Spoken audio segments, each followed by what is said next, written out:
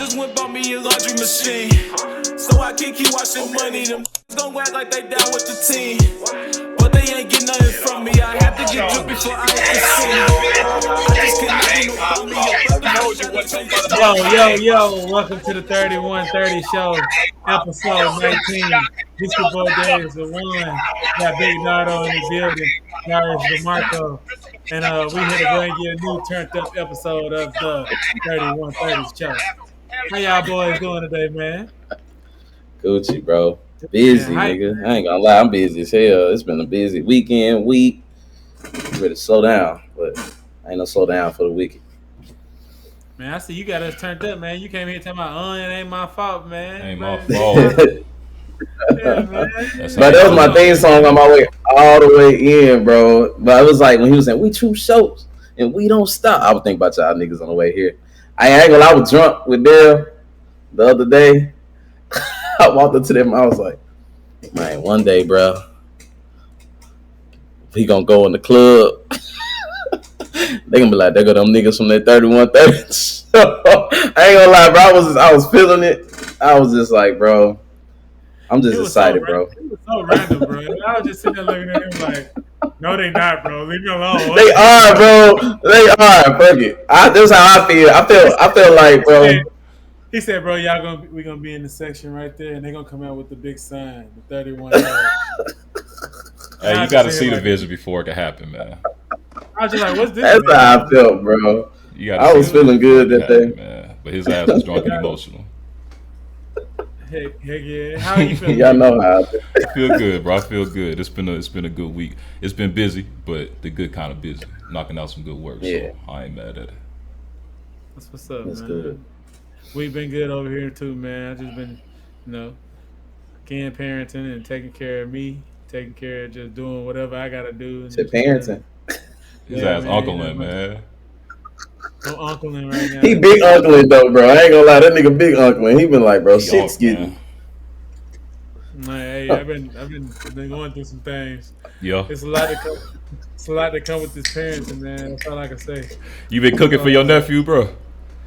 Yeah, man. Honestly, and that's what another thing I was just gonna say. Like, as soon as I get off of this, I'm gonna go run, and I'm gonna go to the store and try to find something just to whip up real quick. If I decide to go anywhere tonight, I'm gonna try to whip up something first, and then step out somewhere. But stuff be closing at what, about 12, 2 o'clock on nights like this? Yeah. It just depends on. I think Sidecar be open at like 2, 3 still, but at random spots they probably just close at midnight. We ain't going back to Addison. We gotta get Addison a break now. Yeah, man. We went hooping on Saturday. Went crazy. Yeah. And then at the end, nephew was like, man, what we gonna eat today? They're like, bro, I don't know. You like, I don't know what you want, man. Them kids don't be knowing what they want to eat, man. Hey, look, what I was thinking as I was leaving, I'm like, he probably don't know what Daryl can cook, so he don't want to just say something. Then Daryl be like, I can't make that. And here I know Daryl can. But no, that's the thing. If he was to tell me, I'd learn it. At that moment, it's like I'd always do something like that. I love to try this type of stuff, but it's just like if I ain't got no reason to do it and I'm by myself, I'm gonna go pick up something. Yeah. But I mean, that's why I said it's like having the responsibility lately. It's just been like, yeah, let me try it. What you want? Like, and I asked him, I'd be like, bro, what do you want to eat? And he'd be like, man, man, I really don't give a, man, I don't really care, bro. I told you, he in YN state, bro. And I'd be like, bro, I know you. Like, nigga, I know you the turkey burgers, bro. Like, what you want, bro? Like, if you want me to go make, he don't want to ask, bro. That's crazy thing, bro. When you was talking to me earlier about him, I was like, bro, it sound a whole lot like, even though he like you, I think his emotional state is similar to mine, bro. Because he really don't be wanting like, I don't want to say what I want, but but I do want to eat.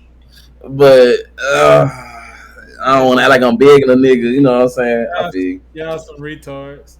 Fuck you, Hey, that's the kind of homie that when you like as a kid when you invite them over to the crib, they don't ask for no blanket, bro. They just sleep on the couch. They just sleep on the bed, bro. You sitting there like, hey, look, I ain't gonna lie, bro. We got blankets in the back. Like, nah, bro, I ain't know y'all had blankets, bro. Hey, you know, niggas be acting like they grew up rough as fuck, 2G. Ain't like I ain't want for shit, bro. But we ain't have a lot. But I be like, bro, I don't like asking, cause when you used to motherfuckers, you know, doing what they gotta do when you grow up, like even when we went to Walmart and shit, I was never the kid like, mama, let me get there, I already knew we ain't had no money. I was like, shit, I ain't even trying to get.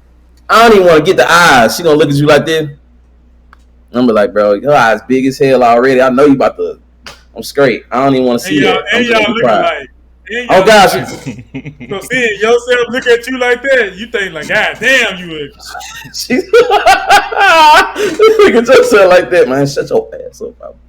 She look at you like that and be like, nigga, I'm about to kill you. Mama, I'm not saying you ugly. I'm saying Jay ugly. That's all, mama. Nah, bro, you try to come for my mama, bro. Mama.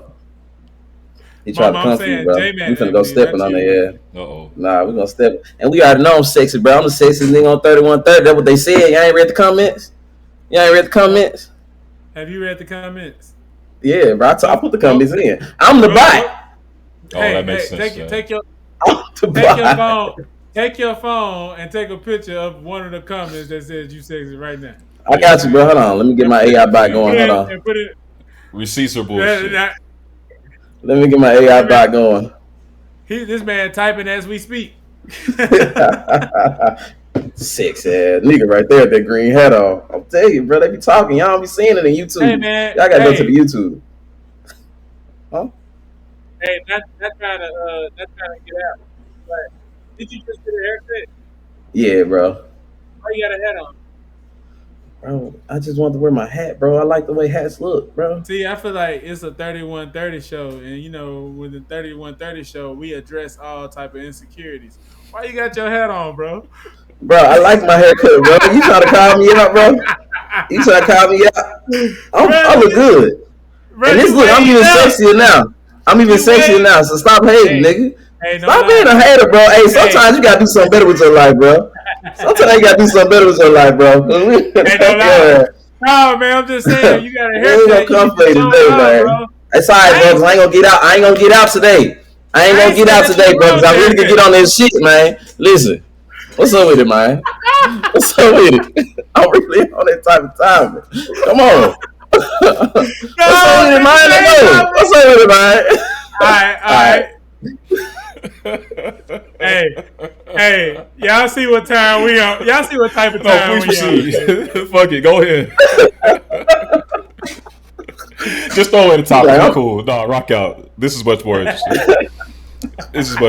Go ahead.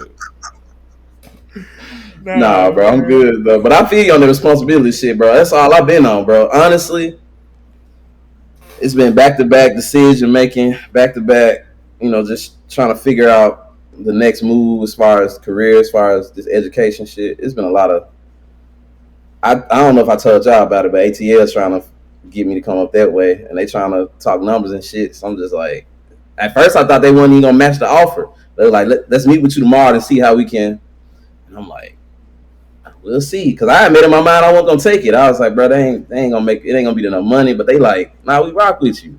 Let's see what we can. So I'm excited about it, but I'm also like, I don't know, bro. I was telling D the other day, ATL, because you know, y'all my niggas, bro, and I know we can do this wherever.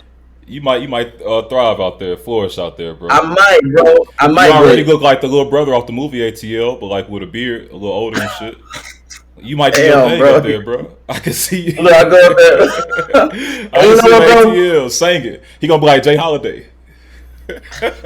No, bro. Don't put that on me. Don't put that on me, bro. Jay Holiday had a hit and disappeared, bro. We ain't heard from that nigga in 30 years. Hey, shit, that's better than that. He's doing local shows. It is. Hey, that's better than that shit. I'm gonna put you to bed. Everybody know that. Like, I don't know, bro. I'm happy with y'all here. Offer the nigga the extra 500. He can't turn down an extra 500. Send that nigga an extra 500. He can't turn down an extra 500. What he say? We say we're over 500. nigga, we gonna give you 500. You gotta take this 500, nigga. I'm be honest with you. I'm thinking on a level of asking, since they rock with me that hard, I don't know if this is a little much to say, bro, but I won't be like, if y'all can buy my lease, I'm definitely out there, John. Yeah, you ain't getting that job. Tell them to give you a moving package. That's a relocation package. Yeah, help me out with the relocation, and that's a better ass. Y'all pay my first like 4-5 months up or something while I'm paying the rest of this. You mean like $3,000 to move? Job do that all the time. That's another buy my lease. That's what I'm saying. You ain't got to tell them what it's for. Just be like, I need give me a relocation package. I'm gonna meet with her in the morning. We'll see what they talking about. I ain't gonna lie, bro. Truthfully, I had made up my mind because they sent me the offer letter with the number at first, and I was like, that ain't enough. And so I had told them, I hit them up. I was like, unfortunately, I can't, But then they hit me back with hold on, wait a second. So now I'm like, I had made up my mind, but I started running yesterday, and I was just like, bro, I mean, it is what it is. If I'm here, I'm here. Then this is where I need to be, and I can make the most out of it regardless of where I'm at. But even if I am there, bro, I gotta come with that level of mentality where shit just shift on all fours, on all areas. So, we're gonna keep this shit rolling regardless of where I'm at. So all fours is crazy. Hey y'all, it was good. He gonna be on all fours in Atlanta, man. I said all fours. I said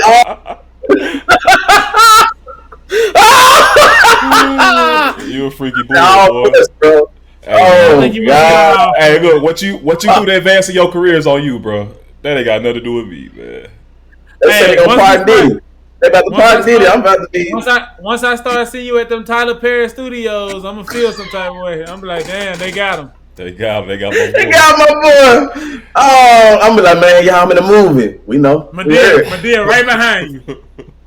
Wait, hold on, bro. Why Madea doing that, bro? Madea gonna do that right behind you. Speaking of racist stereotypes that have been perpetuated by the media. Hey, have y'all seen the stuff with like Angel Reese and the 2K cover? Yes. Yeah. I seen the cover.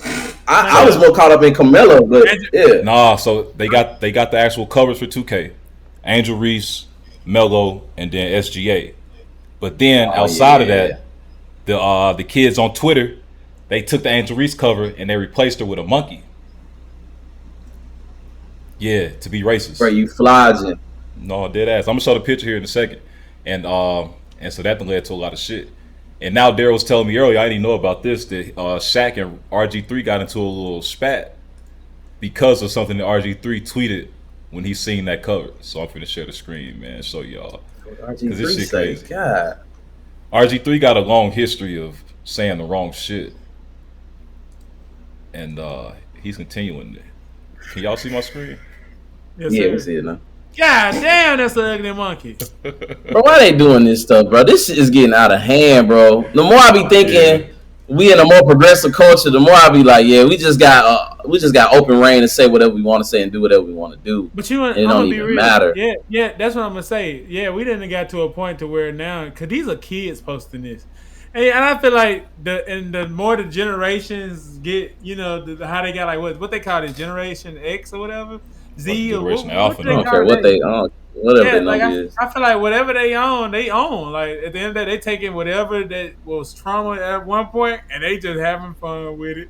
They not looking at it, they not taking it serious. Something like this, they don't give a fuck that it's racist because they don't even like it's like what you gonna do? It's like you're not gonna beat their ass. They don't take it serious, bro. They really don't, bro. They don't even trolling. Yeah. Yeah, bro. And this is mad disrespect. The shit that she might be going through just by seeing this shit. Yep. It's not gonna affect her career, but this is still a lot. Shit, you know what I'm saying? Nobody want to get online and then see a character of yourself like with a monkey. I ain't gonna lie. Then I ain't gonna lie. I think. Oh, go ahead. All I was gonna say is I ain't gonna lie. In Angel Reese case, with all the shit that's going on, as far as like all the comparisons with her and Caitlin Clark, I would feel like you know what? Yeah, hate. Like I love it. Like I ain't gonna lie. The fact that y'all doing it just shows how much y'all hate me and how much y'all hating on me, hating on my skin, hating on what I did for the culture. At the end of the day, I'm here. I'm on the cover of 2K26. If it's me, I ain't gonna lie. I'm shitting on you. I'm shitting on you. Because Caitlin ain't on this shit, bro. But the thing is, that's why niggas doing stuff like this though. Because Caitlin not on it. But that's the thing, though. Everybody know Caitlin Clark got respect too, so that's why it's like it's really no real beef between the girls. It's just it's competitiveness, and that's that Magic Johnson, Larry Bird shit, bro. And that's why I liked it because I'm looking at it on like some Magic Johnson, Larry Bird, you know, like. Yeah. But even then, the comparison racially back then was crazy. You know what I'm saying? So it's just always something we're gonna have to go through, bro. It's crazy. It's always something we're gonna have to go through, though. I always be like. But the people that's making these little memes and shit, they ain't got half the money that Angel Reese got, so it doesn't matter at the end of the day. That's what I'm saying. Matter. You know how funny it is. You know how funny it is to know that you get up thinking about me, tweet about me, to make me a character. And I know I just made probably $2 million off the deal that I just signed on today. Like it's so funny, bro. The world's so funny. I just hope she's taking it that way and taking it in stride. But this is the shit that I ain't care for, bro, because RG3 already got like some smut on his name for the things he done said about Angel Reese and Caitlin Clark in the past. And shit, even before that, he just always been kind of like the kind of guy that would go kiss the feet of a person that has a paler skin tone just because they got a paler skin tone. It don't even matter nothing else. He just in love with the fact that they white type shit. All right, so RG3 sees this post and his first thought is this. All right, this has got to stop. There's no place for racism in this world. Whether you like a player or not, Angel Reese should never be called or depicted as a monkey. I've been quiet on the Angel Reese front because she shared a video that aided my wife, kids, family, and friends in receiving death threats, threats of physical harm to my family and friends, and threats of sexual violence to my children.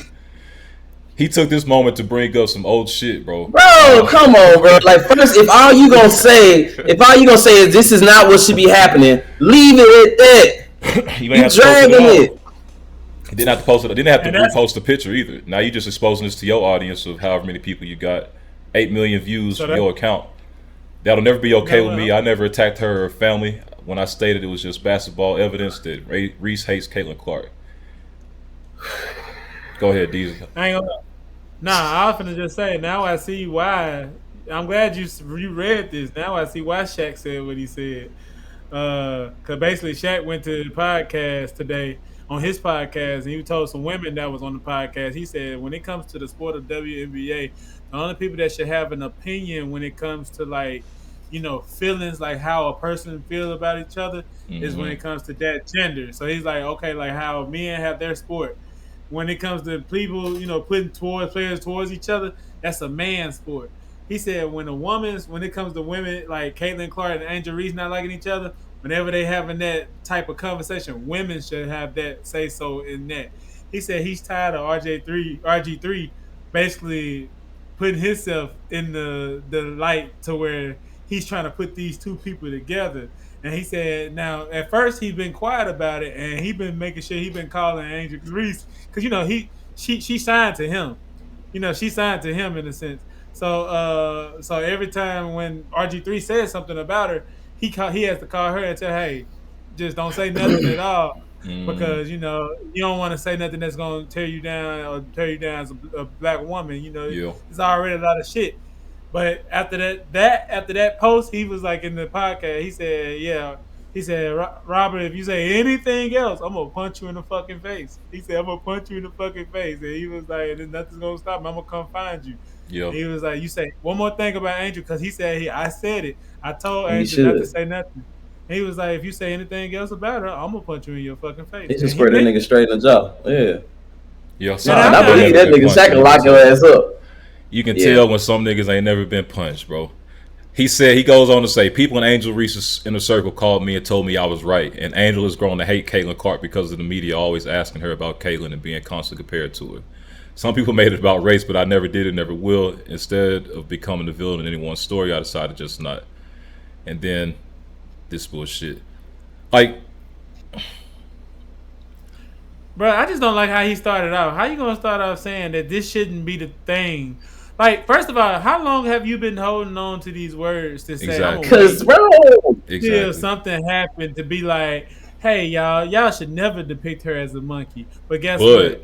She did this to my family and made me feel like shit. Yeah. It was like, no, bro, you should have said nothing at all. Everybody know, bro. Everybody know if you say but after saying something anyway, bro, you might as well erase everything you said before, you bro. Invalidated it. You didn't validate it. Yeah, bro. I'm gonna say this. If RG3 the real villain, like he's talking like he is, I keep this shit up, man. Shaq just said he gonna punch you in your fucking face. Tell him Let's pull up. Let's get in the ring. Let's get in the still ring. Let's make it up. It's still Let's make it an event. Robert, tell that nigga pull up, man. Tell that nigga pull up. If you gonna stand on business, like Justin Bieber said. Stand on business. Business. Stand on business. I'm standing on business, bro. I'm standing on business, bro. I'm standing on business, bro. You talk like Drake, dude. You're done, yo, eh? You're done, yo, eh? I'm standing on business, bro. But still on the topic of the NBA covers, though, man. Outside of the bullshit, it's dope to see Melo, Angel, and SGA. I do have a question though. There's always been like this curse of the folks that get on like these game covers. Christian McCaffrey, his ass got hurt. Jason Tatum got hurt last year. He was on the last NBA 2K cover. Do we worry that SGA may have so he may get hit with that curse, man? The cover curse. If he do, it really don't matter right now because he got his ring. Touche. He do got a ring. He got a ring. So he probably trying to go for more. If you get hurt, you just hoping that it's not career ending. He's able to come back and still compete at a high level, and hope he's still able to, produce to be able to get another ring going forward. I'm just glad Melo got this though. To be honest, because Melo been on all kind of covers. That man finally got that. He finally got that 2K. Yeah, bro. He was on Street Ball Volume 2. He was on NBA Live. He was on NBA, the NCAA basketball. Yep. So he done been hurt a lot. It's 2K, so yeah. He get hurt every time they put him on the cover, don't it? That might be the version I have to cop there. You so funny, man. That's how you know he don't know no basketball. Melo has been hurt, bro. Carmelo ain't never really been there. He has been injured, bro. He's not until he got his older stage because he was getting older. Yeah, he's been injured, bro. But nah, Carmelo wasn't an injury-prone player. Honestly, I don't believe in that 2K injury shit. Like I just feel like when you get hurt, you get hurt. It's just unfortunate. SGA getting hurt next year, bro, just because they put him on the cover. But I will say this: Angel Reese made it this year, so let's be ready to say it. Caitlin Clark will be on the cover next year. You think so? I'm just glad she got it first. I think Angel Reese. I think they just did her a favor. Not trying to talk shit, please, y'all. Oh my God, because I just sounded bad the way I said that. Yeah. I think they did her a favor because first of all, when both of them came in the league, they both was big names. Like they both big names, and at this point, everybody that's like in the WNBA, they've been names in the league for a long time. They old now, so it's like now you got these fresh new names, and it's nobody else up under them or on top of them other than Juju Watkins. Juju Watkins, she's going to come into the league, but she's not going to be on the 2K cover until she actually get herself in the league for real. Right now, so it's like you only got two people to play with. You got Caitlin Clark, you got Angel Reese. We know Caitlin Clark isn't the best. Like, if we just being straight up, we know that her productivity and what she brings to the league as far as, like, from, the looks. Yeah. She brings it. Like, she brings a different type of – but at the same time, Angel Reese, she's right up under that, and she brings a – she brings that. She got that culture on her, bro. Also, it's just how she is. Who? I just like her. I like how she is, bro. Like Angel. I like how her demeanor is, bro. I rock with Angel, bro. So if you want to be honest, it's a lot of girls that are doing the same thing Angel Reese doing right now, and they bad as hell. So if you want to just say Angel Reese bad as hell, and I love that. No, not because she bad. I like she just pop up like she in her own lane. She ain't trying to be Caitlin.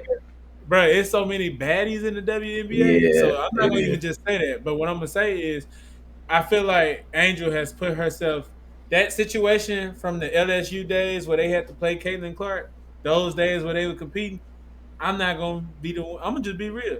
That was the best situation for her to use to get to where she is today, and it built her name up to the top. So that's why I said in 2K, NBA, they just playing chess right now because they know at the end of the day – they're going to sell the same game every year anyway. At this point, you're going to just sell the cover. You're going to sell a brand. So right now, let's get Angel Reese out of the way. Yep. And guess what? They actually did a thing. They put Angel Reese on the cover, and guess what? They sparked a lot of bullshit. People talking about it. And guess what? Them same little white kids. Them sales going to go crazy. They're going to buy the game. They're going to buy the game just buy another cover. That's how. So it's like they don't even play the WNBA version anyway. Ain't nobody trying to play as Caitlin Clark.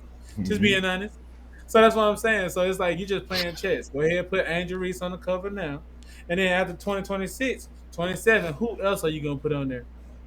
You gonna put Caitlin Clark. Then after you put Caitlin Clark, 28 come up there.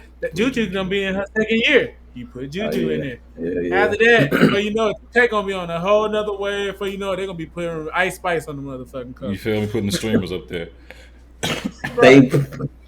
But no, they might start putting them. I can see them. Big Three need a game. No, for real, they do. Next year though, I could see them putting Caitlin Clark on there and then like bringing, because right now if you play like the My Career stuff, you can only play as a dude. Yeah. You know what I'm saying? I feel like in 2027, if they bring Caitlin Clark in and make her like the cover art, then they make it a way where you can have like a girl in the My Career too. That'll be smooth. Dang, bro, you can't play as a girl in the My Career. That's so crazy. Not like as like in the rec in the theater and stuff. You can't do it.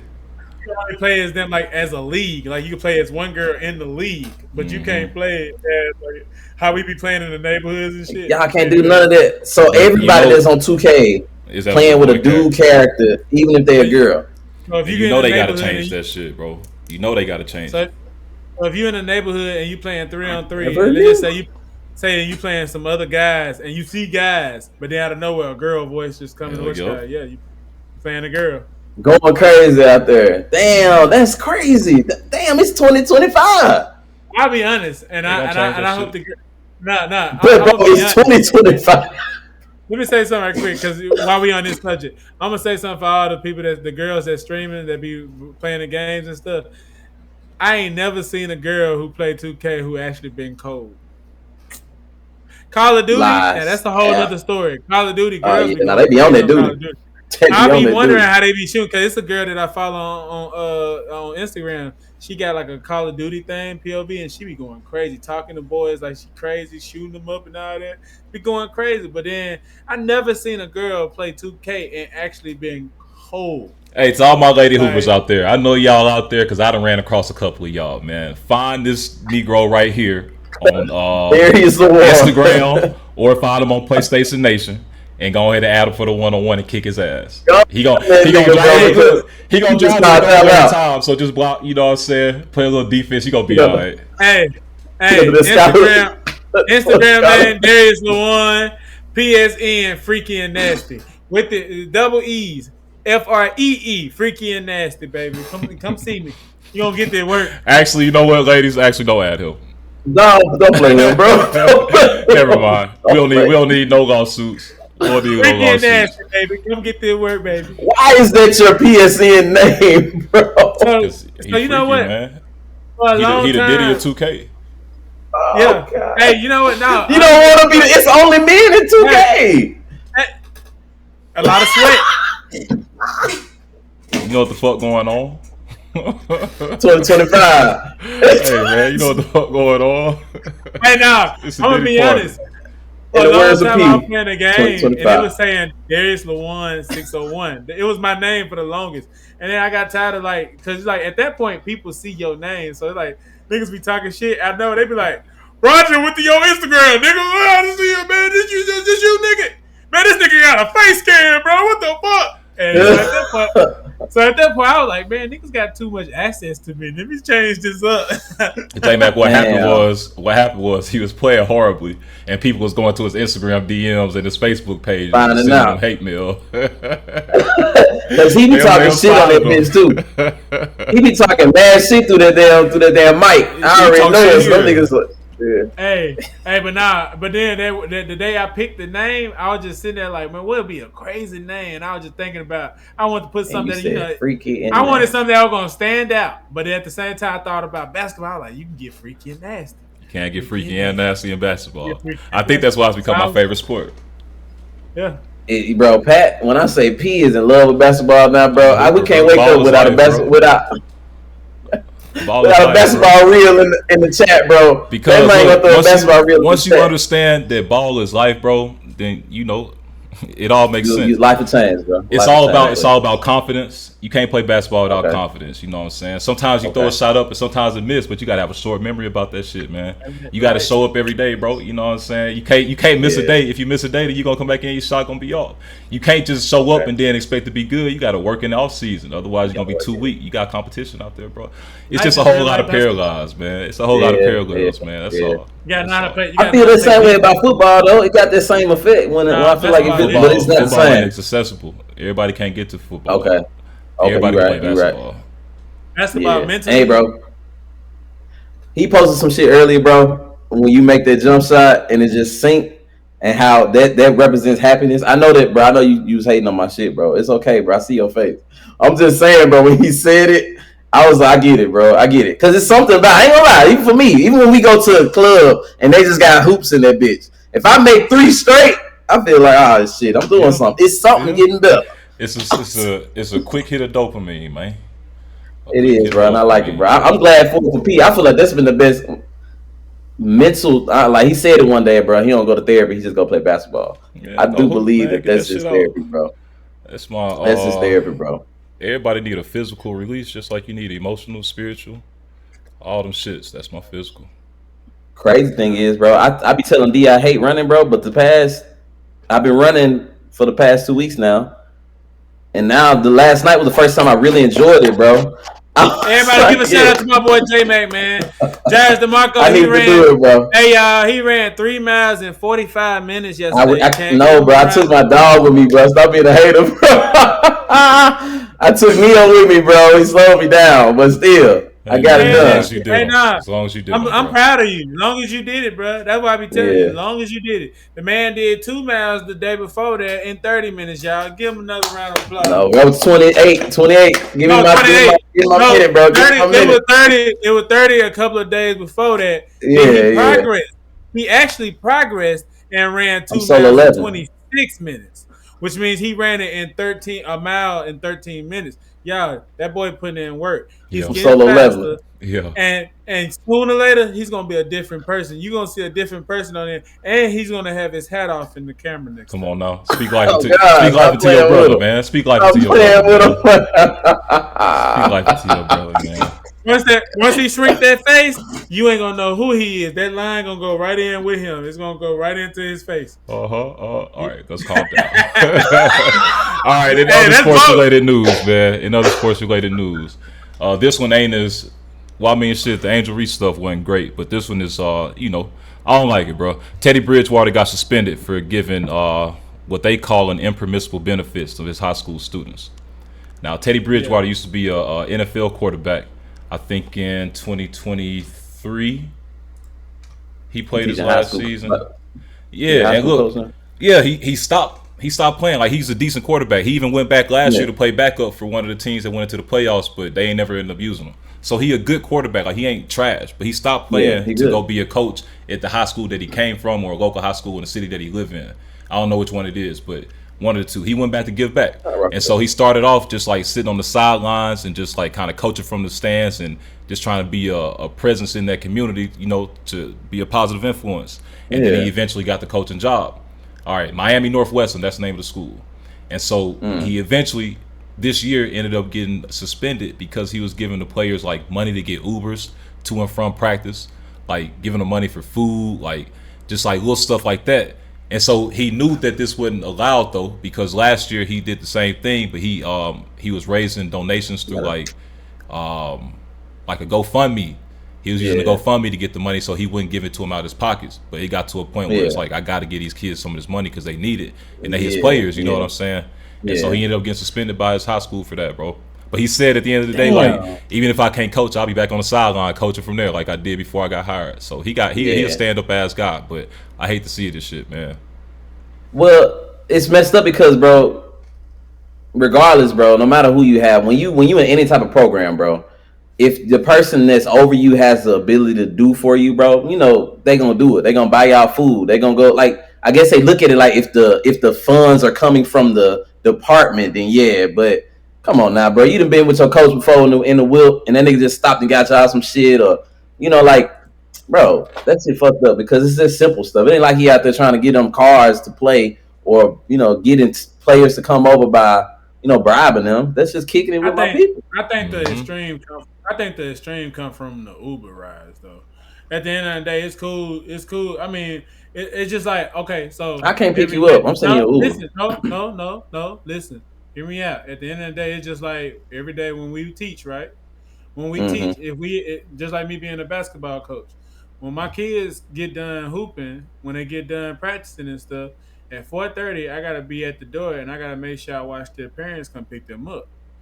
If their parents don't show up and pick them up, I have to call them and make sure, hey, are you en route or whatever. I still have to either stay there with that kid or leave them at the school with the office manager or whatever. So whatever, and they'll oversee their position. I'll go home. At the end of the day, I can't be sitting here and saying, man, I ain't finna sit here and wait on you. You know what? Fuck it. I'm finna call this Uber ride and be like, hey, you go. You just go get the car, that's a little scary for people that we teach because we elementary. Now you might got some parents who cool with it, but then you might got some other parents who hearing about it. Now they going to the board about it, and they know that shit ain't right because it's not right. If you think about it. Yeah. So the food shit, that's cool. Like, because there's a lot of times, we buy pieces. I tell my principal, hey, I'm finna buy them pieces. Cool. As long as you get the permission, they normally cool with that shit. But until you start saying some goddamn it, I sent him. It's just like if you got a kid and the kid says, "Oh, Mr. Morris, I'm riding home with Randy today. Did your mama tell? Your mama never told me that you were riding Randy. I need to talk to your mom to make sure because I can't go off your word. You go off with Randy, next thing you know, mom come to me. Where the fuck my child? Oh, he went with Randy today. He told me you said, you know what I'm saying? That's stupid. You putting yourself. Yeah, but he know where they going. I'm like, bro, I'm sending you. If I paid for the Uber and I'm sending you home because I sent him the location, it's still fucked up to do. You're right, but it's just like as an instructor, you are a fucking adult, and you got to make an adult decision for a kid. You can't let a kid unless another adult told you to do some shit. Don't go off. But who's to say that their parents weren't saying that it's cool? At the end of the day, this situation ain't even called for that. At the end of the day, I just feel it's wrong. You can't be fucking. You can't fucking send an Uber, a guy that's unknown, picking up a child from a fucking school that don't know this kid that's getting in this car with this dude that he don't fucking know, and he taking them home. Who the fuck to say this? Were they minors he was shooting out, or was it his 18-year-old player? It's like who? I don't know, bro. He a high school coach. He a high school coach. So these high school boys, and even on the Uber app, they got like the way where you can track the ride and you can let the person know that you made it safely and all this stuff. So it's safety features built into it. But they said that he was doing Ubers, meals, and recovery services. So like ice baths for your players. Maybe they gotta get like a deep tissue massage or some shit like that.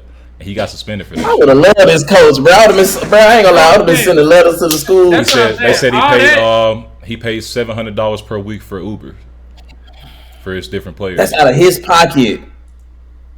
$700. Like I said, Ubers, bro. That shit. That recovery. He should have put it into the school. Like I said, that recovery. Yeah. The recovery shit and the food shit was not a problem. I'm telling y'all, it had to be that Uber shit. And at the end of the day, because they do have rules where they say the food shit and all that. So if they know that you did all that, they just gonna tie all that shit in on your name and just, well, we gotta let you go because you did this, and this. This was really the problem. The problem is the Uber. Because where they going? Home, nigga. Nah, do we know that? How we know they're not Ubering to your private quarters? Come on, bro. I can understand how y'all say, he's a stand-up guy. He is. Like, that's some cool ass shit. But the same guy, there's rules to that shit, man. You can't get caught up in the rules. Right. If you want to keep your job in a sense, you gotta abide by them rules, man. And I don't think he cared as much. Maybe it was not that he didn't care, but it was like he didn't look at it like I know I'm not doing nothing wrong, so I'm just gonna do it because my heart's telling me to do it. Yeah. And then he didn't realize, damn, what I was doing was just I was like bucking the system. He probably knew he was bucking the system, but nigga got money, bro, and he like, bro, here, get this Uber, here, get this food, here, get y'all motherfucking massages. Go and handle y'all business. He not looking at that shit. His ass probably end up going to the NFL this year, and if he do go to the NFL, I hope his ass succeed, bro. Go to the NFL, succeed, and then come back and stun on their ass. Fuck him. Oh God. Okay. That's Miami Northwestern, bro. Miami Northwestern, man. Go ahead. Man, I'm sorry for y'all, man. A name like Teddy Bridgewater, you supposed to be the best. Like a name like Teddy Bridgewater, you supposed to be like some outstanding football player. You need to go back to the league, man. Teddy What's they? Yeah, bro. That name sound like you tossing that junk. You got the right with pocket. the Saints. I was excited to have him with the Saints, but he ain't really get the time to produce like he needed to. But name like that, you play for. Is the school good? I mean, they were under him. But shit, them folks don't care about that. But in other Miami news, man, have y'all seen these lists of the U.S.'s finest women? No. Ha ha ha ha. All right, I will start at 20 and work my way up. Go ahead before I jump into U.S. finest women. All I was gonna say was I seen Dallas on there like number 6, and it kind of made me just want to move because I was like, damn, I seen all the finest women there. That's crazy. We at 6. Dallas on here number 10. Houston number 6. Ooh, that is out of the 10. All right, so you got 20 is Seattle, Washington. 19 is Scottsdale, Arizona. Scottsdale? Who would have known? Nah, I would have known. 18 is Jacksonville, Florida. 17 is Detroit, Michigan. 16 is DC. I think DC should be higher. Okay. 15 DC should be higher, bro. Yeah, that's Chocolate City, man. Yeah. 15 is Newark, New Jersey. I ain't never moved around up there. 14 is Austin, Texas. 13 is Atlanta, Georgia. 12 is Tampa, Florida. 11 is Bay Area, California. I feel that. 10 is Dallas, Texas. 9 is Orlando, Florida. 8 is Baltimore, Maryland. 7 is San Diego, California. 6 is Houston, Texas. And then we get into the top 5.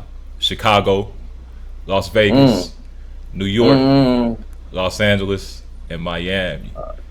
That's superficial. Them last 4 or 5 is superficial. Yeah, because we all know the baddies is tucked off in them country spots, bro. We already know that shit just based off of where they can see the baddies. This where the one places that's where all the money is, bro. When you got money, you can make yourself look a certain way. Exactly. When they said Dallas, and I'm like, bro, Dallas is a bunch of people that would have got stuff done. They look good, but yeah, they got a lot of stuff done. Yeah, that's why when you get up to high in that list, you see Miami number 1, you see LA number 2. I just they feel got like them artificial bimbos. Basically. Oh my God, bro, we hate them for they gonna come for. Nah, but this is how I feel though. Really, the baddest chicks I've really seen them out of the way. Country junts, you know what I'm saying? That ain't really like them South Carolinas. We ain't even see South Carolina on. Come on now, we need the Carolinas on there. They got some bad. Yeah, South Carolina got some bad. Them junts that be tucked away. North Carolina and South Carolina. Yeah, bro. Now who else is on there? When you said Baltimore, Maryland, though, I'll say that sound like a truth. We gotta go to Maryland. Baltimore sound like we gotta go to Baltimore. Take a visit. I ain't gonna see them that last top 5. No, not even the top 5. The top 4 is really what's giving off. Like, bro, you just talking about where you can just go see people that's gonna go visit there. Like, they visiting there. The baddies gonna visit. They bad because they went to Miami to hang out in Miami, and then they gonna go back to them country spots and sit still, and they go back out to Miami because somebody gonna fly them out there, John. And then same thing with Dallas too, because Dallas, I feel like a lot of people visit Dallas too. So that's why when they live a transplant city. Yeah, so when I live here, it's like, I see baddies, but it's rarely you just see just the baddies. Like, oh my God, oh my God. Now I like where Houston is at. As far as like whenever I visit Houston, I ain't gonna lie, I'll be like, yeah, this a nice little spot. They got some normal baddies. I might just bro. Yeah, I ain't gonna lie, Houston got some baddies, bro. That was my other option. I might just gonna go. I might get me a Houston girl pregnant. I can see that happen. I ain't say I was myself as well. I ain't say I was gonna I was gonna stay with her. I just said I was gonna get her pregnant, then go back to Dallas. Yeah. I got another list, I'm 3 hours away. I got another list. What else you got, bro? List, man. All right, America's most boring cities. The most boring cities in America. Mississippi, number 1. Jackson. Nah, bro, Mississippi ain't boring, bro. It's kind of close. It's kind of close. The name Mississippi on the list? No, it ain't on the list, but the namesake is kind of close. Yeah. What you think, J-Mac? I'm assuming that we're gonna have someplace a bunch of up north states. There's gonna be a bunch of up north. I ain't gonna lie. I know what Nardo doing. I did research like 2 weeks ago, and I think they put Memphis on that motherfucker. I was like, what? Let's let's see. I can say Memphis might be boring. They said Memphis is more dangerous than exciting. Listen, they said that's what they said in the comment. They said, "Well, I ain't know Memphis was born. We out here dodging bullets." Yeah. That ain't boring at all. We in this business. That ain't fun. 3, 2, 1. I did not expect Memphis though. Wow, Whoa, they got them at number 5. Whoa, I ain't gonna lie. If you move to Memphis, bro, you gotta stay out the way. So it could be boring if you move to Memphis because you gotta stay out the way. Charlotte, North Carolina being on here kind of crazy. Houston being on here kind of crazy. Yeah, I don't know about this list, bro. Kentucky, ain't shit going on in Kentucky, man. Yeah, I can believe Kentucky for sure. This crazy to say, but what's so boring about Jacksonville? I thought Jacksonville was a little San Antonio. Yeah, no, Jacksonville like one of the hottest cities. That's how I found this post because Lil Duval just posted about it. You know, he just had his Duval Day down in Jacksonville. Yeah. And he been doing that for like 10 years straight, and it's been no incident, bro. It's a beautiful thing when they do it. But yeah, they got it listed as the top most boring city. Kansas, Corpus Christi, South Dakota. And it ain't a whole lot of like northern states either. Like this shit. That's what I thought I was gonna see some shit about some state that I ain't never heard of. Damn. Yeah. North Dakota and Idaho and shit. No. Swashka, you know. Them white folks up there living their lives. They ain't got no niggas around them, bro. They were excited. They happy as could be. They happy. Bro, I name the whitest city you can name off the top of your dome, bro. Like just a place you know ain't got no niggas in it really. Like maybe White Settlement, Texas. It's right down the street. Damn, it's a place called White Settlement, Texas, bro. It's right down the street. We can go visit if you're ready. Hey, where's the place they do the Groundhog Day? Where's the place they do Groundhog Day every year? Where's that spot? It's some Pennsylvania or some shit. I don't know. I ain't gonna lie. To not see Mississippi, to not see Jackson, to not see anything Mississippi on this list. It ain't nothing Mississippi on there. But to see Houston, we be Houston right there. We be turned up. I ain't gonna lie though. We got horses. Mississippi is it? That's what I was about to say, bro. Ain't no way. I ain't never not had a good time in Mississippi, bro. I eat from church on to the hole in the wall, bro. If I'm in the silk in the right spot, yeah. But I ain't gonna lie. Sometimes in Memphis, we just don't go to. I ain't gonna hold you. Yeah, no, I've been to 7 spots. I went to Phoenix and I did not have a lot of fun in the city. Like I couldn't find nothing to do there. So maybe it sounds like it's boring though. Phoenix, Arizona sound boring. Arizona is a Memphis being on there is wild though, bro. People and races, boy. It's a whole lot of different shit out there. Nah, Memphis being on there is wild. I don't believe that. You know how many people like going to Memphis? How y'all got Beale Street and y'all born? You know that's actually bro. You know who actually like going to Memphis the most though? White people. And they go to the tourist spots. That's it. White people love Memphis. You tell a white person from, oh my God, Memphis. I love Memphis. Beale Street. Yeah, Elvis. We love Elvis. I know it. But that's what they love. Memphis for niggas is something else. And it's mostly niggas. That's the crazy thing. We only see war zone. It's something else, bro. I don't want to believe it's that bad no more. I do believe it calmed down. I do believe it calmed down, but that doesn't mean that the city isn't still poor. I don't want to talk about my city, but they're just poverty is crazy, bro. Yeah, and that poverty will make you look at. That be the root cause of a lot of this shit, bro. I was gonna bring this up too, like on the same note with the cities. Chicago, Baltimore, Birmingham, Alabama, and Jackson, Mississippi. All 3 of these places, bro, they done had significant drops in crime, and they all got black mayors. And what they doing, like, it's damn near like a formula that they following. They bringing in youth programs. They bringing in like things just to keep the kids safe. They focusing on the children and trying to get them out of the streets and just give them shit to do. There's one guy, I think the one in Baltimore. He had like 30 youth programs get created. He built like 4 or 5 different parks. He added all this, like he put numbers into this shit, bro, and it's really turning back in results, bro. Yeah. And we need more people to do that, bro. If you see the program work over here, take it and copy and paste it, man, and that's all we got to do. And my issue with this is that, bro, you know, there's so many prominent names that has come out of Memphis, bro, on all scales. Look at these black brothers. You can't see it that well. You feel what I'm saying? Shout out Chakwe Lumumba. Hey, who's that? Sexy Chocolate? No, that's Drake. His name Drake.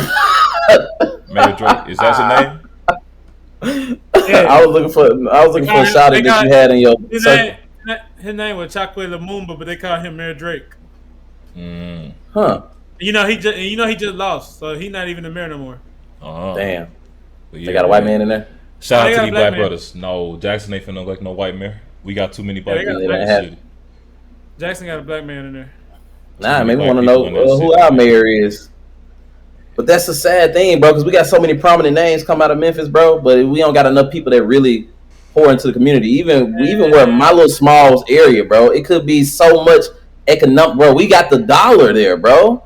Black people carry the dollar, bro. So we could do so much, but it's like poverty mindset be really driving them, bro. I don't know how.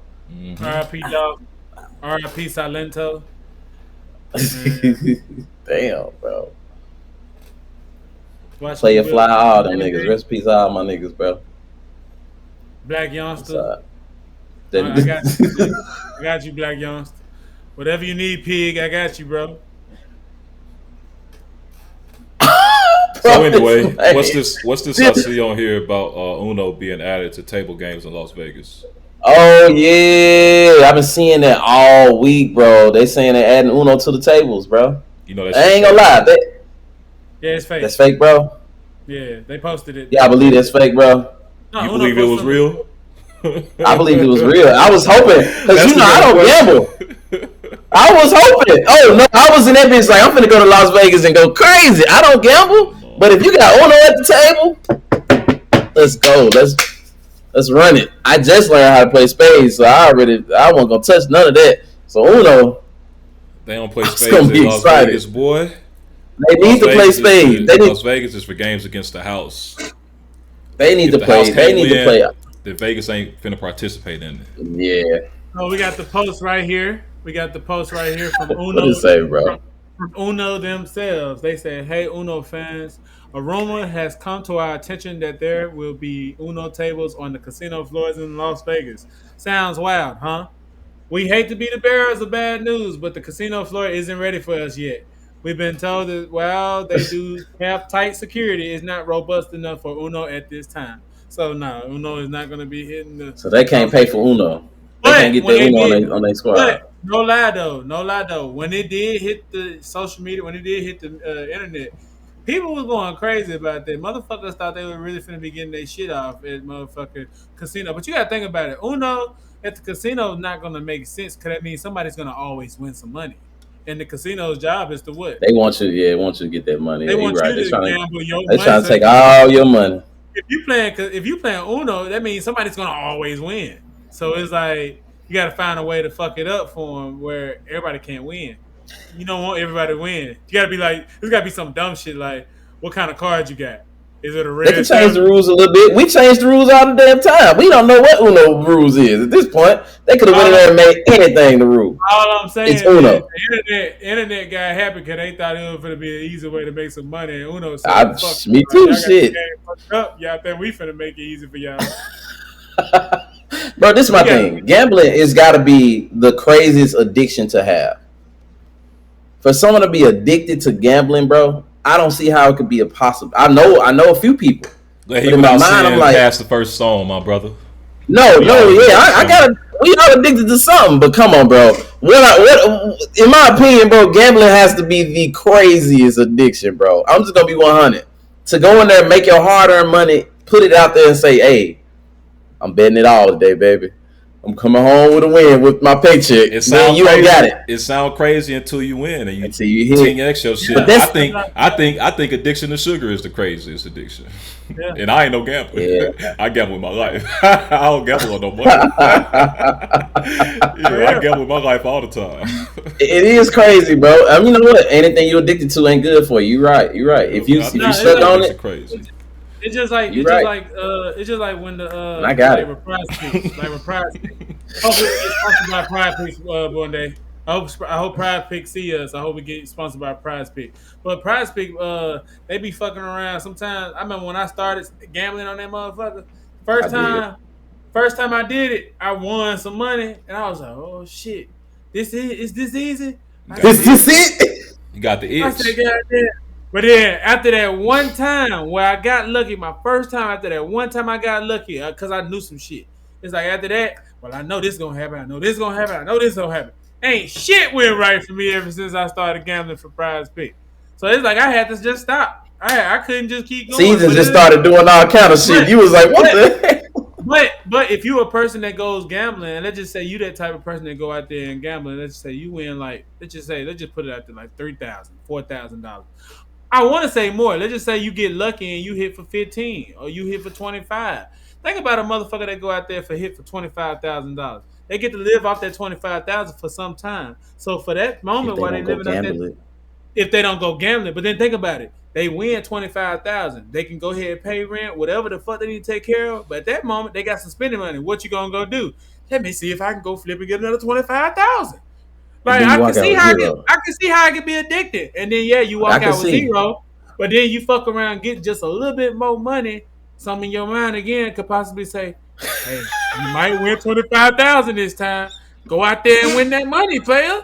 And I can see how it gets fucking. It's a rich man's game, bro. It's a rich man's game, bro. If you ain't never won shit, you can't never put your mind in the set of a gambler because at the same time, you ain't won shit. You win. But that's how I felt when I went to Vegas, bro. And I won one time, I got addicted. Then I walked out that bitch with zero, and I was like, "Yeah, bro, I lost $300.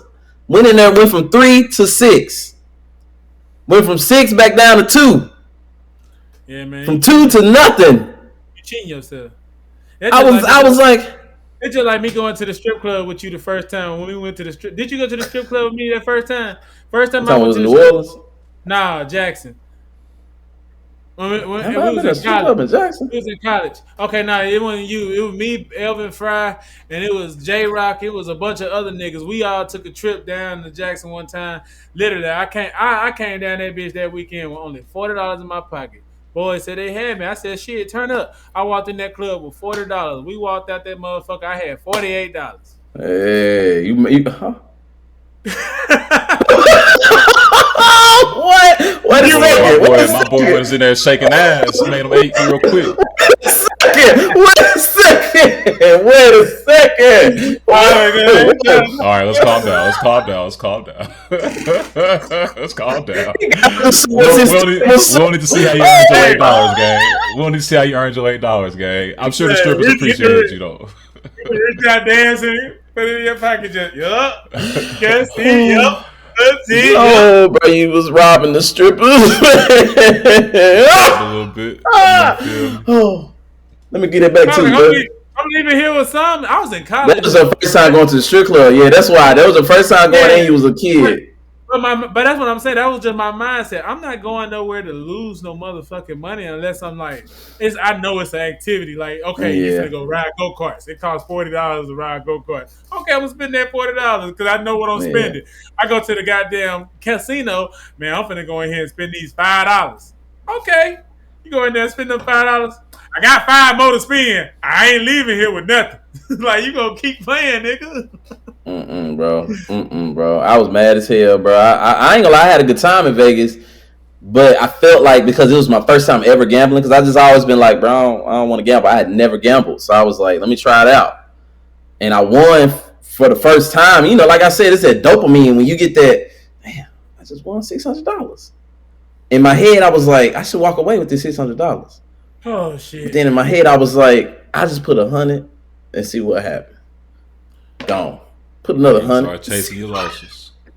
Oh, golly, bro. I was like, I ain't gonna lie. I would have lost that first 100, and I just would be like, that's all right. I'm cool. Yes. Nah, my shit was always blackjack. I got it. And then Vicksburg, it's a casino town anyway. So you got to think, like, we grow up, you hear you in the church, and you hearing the preacher preach about how evil the casino is. That's just like the bad guy floor. You feel me? An easy target. Yep. But shit, when I got old enough, got of age, bro, I went into that Harris or whatever casino it was at the time, and I played blackjack, bro, and I enjoyed it. I done lost more money than I won, but I always appreciated that you had a bit more influence on like the outcome of the game. You know, and once you learn to set the rules, it's a little more in your control. Yeah, once you learn to set the rules, then it's like, all right, cool, let's go. And then the last thing I ever gambled with was the roulette table, where they spin the wheel, and then you can say black or you can say odd or even or put on the actual number. And that was cool, but no, I'm cool. I don't like gambling in a casino. I like to keep my money. I gamble with my life. You gamble in your own ways. I gamble with my life, man. Put your life on the seat. And Nardo, you better not be up there at them Casinos, gambling with the devil. Yeah, real shit. That's how they used to be, bro. It was on that same shit in Memphis too, bro. Because we had Tunica right up the street, and so everybody was going to Tunica every day. I'm like, bro, they really be going to. It be the old ladies too. You always got aunties that's gonna go to Tunica for no reason, or go gamble just because they like gambling. Oh yeah, baby, we finna go to the casino, baby. We finna go. I'm like, why y'all so addicted to the casino? But being in Jackson though, you know how it felt sounds. You know how it felt in Jackson to be 45 minutes from Vicksburg, and then like your mama and them be like, "Yeah, we finna go to the casino." Yep. Like you got a plan to do this, like mother. Yeah. And it's always after church. Yeah, something like that. They want to plan. They're gonna spend some money, or on a Sunday, mama want to just go eat at they buffet. Cause they always say the buffet the reason though. Hey, that buffet though used to go crazy. Al Capri. Oh no! We had Diamond Jacks. We had Rainbow. Diamond. Yeah. It was Rainbow. Ameristar had them crab legs. Yeah.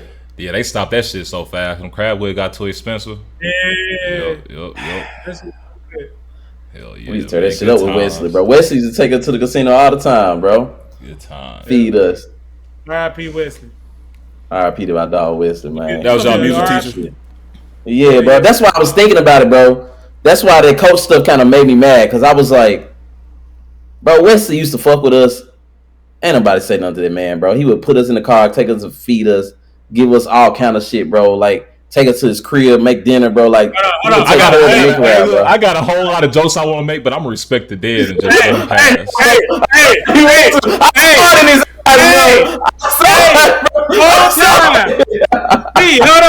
Whole time, Jay, I'm sitting here like, bro, as you say this, look at his face. I saw him, bro. Look. Bro, did we talking about the whole men corral, bro? Like, he's just rocking with us, bro. Yeah, I know. All right. Let me go ahead and make this dinner. Let me go ahead and make this so serious so everybody know what we dealing with. Hey, man, so we, at the end of the day, we had this guy who used to take care of us when we was in school. We was both at Alcorn State University. And this guy was very sweet. He gave us full scholarships. He used to take care of us. Literally, and when I said take care of us, I meant like in a fatherly way. I ain't gonna lie, I never had a grandfather. Like, I had my grandfathers, but like my grandfathers died probably like way before I was born type shit.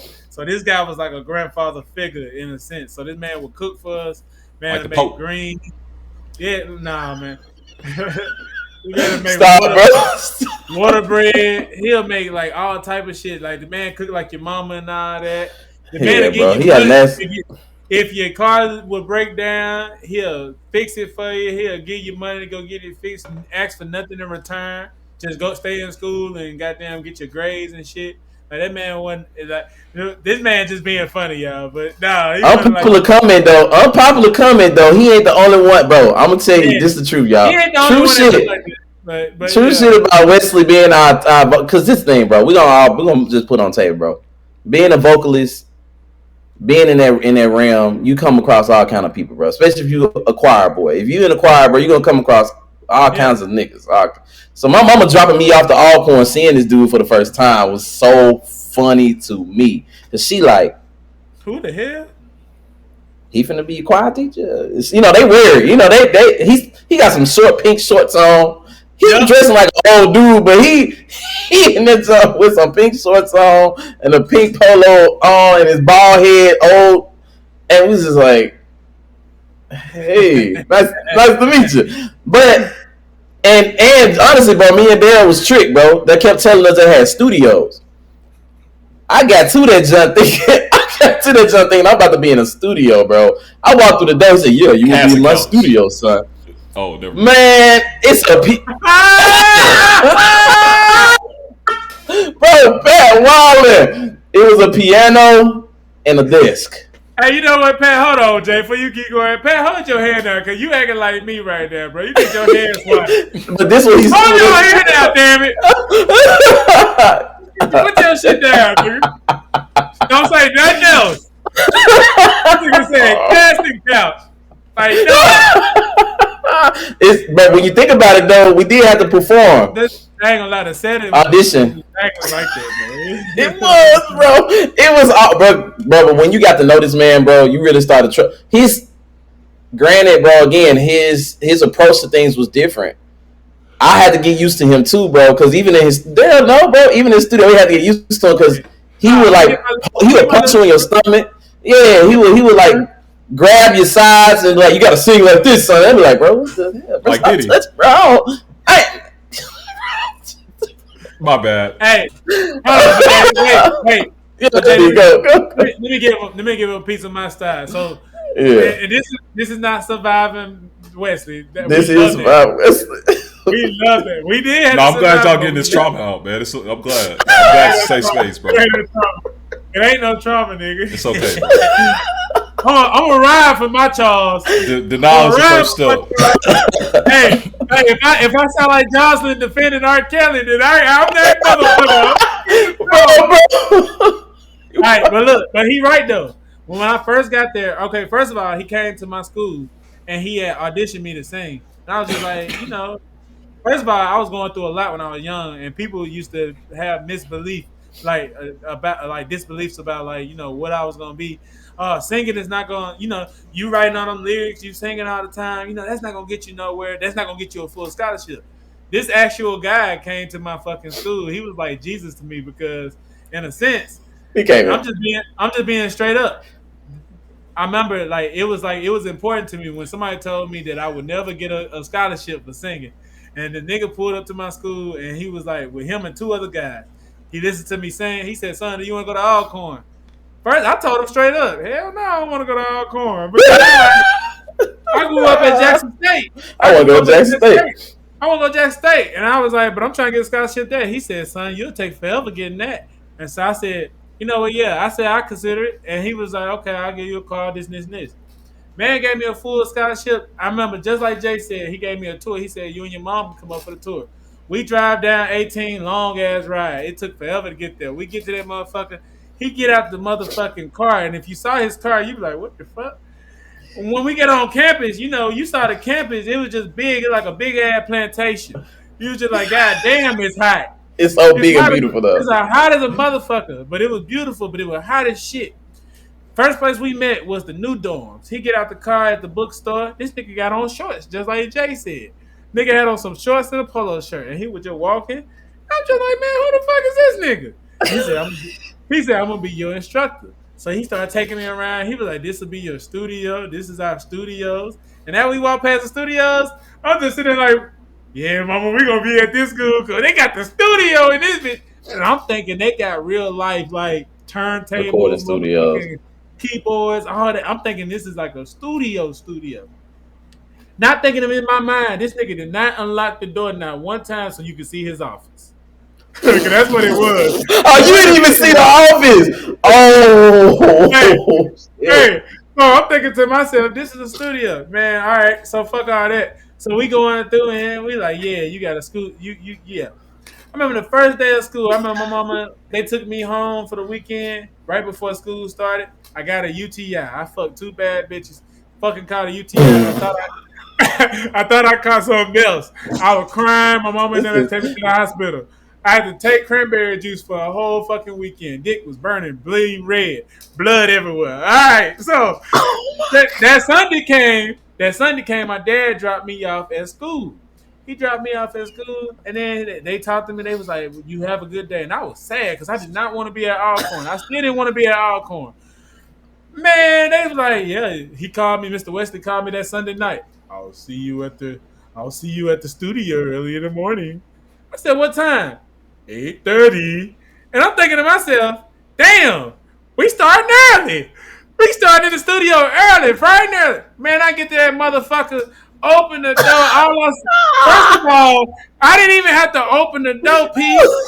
I got to the fucking door. You can see the glass right there. I seen an old man at his desk.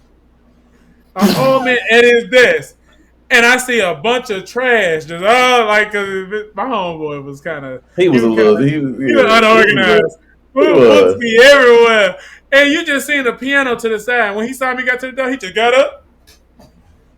And he walked to that piano. He said, "Are you ready to start your lesson?" I said, "What the studio at?"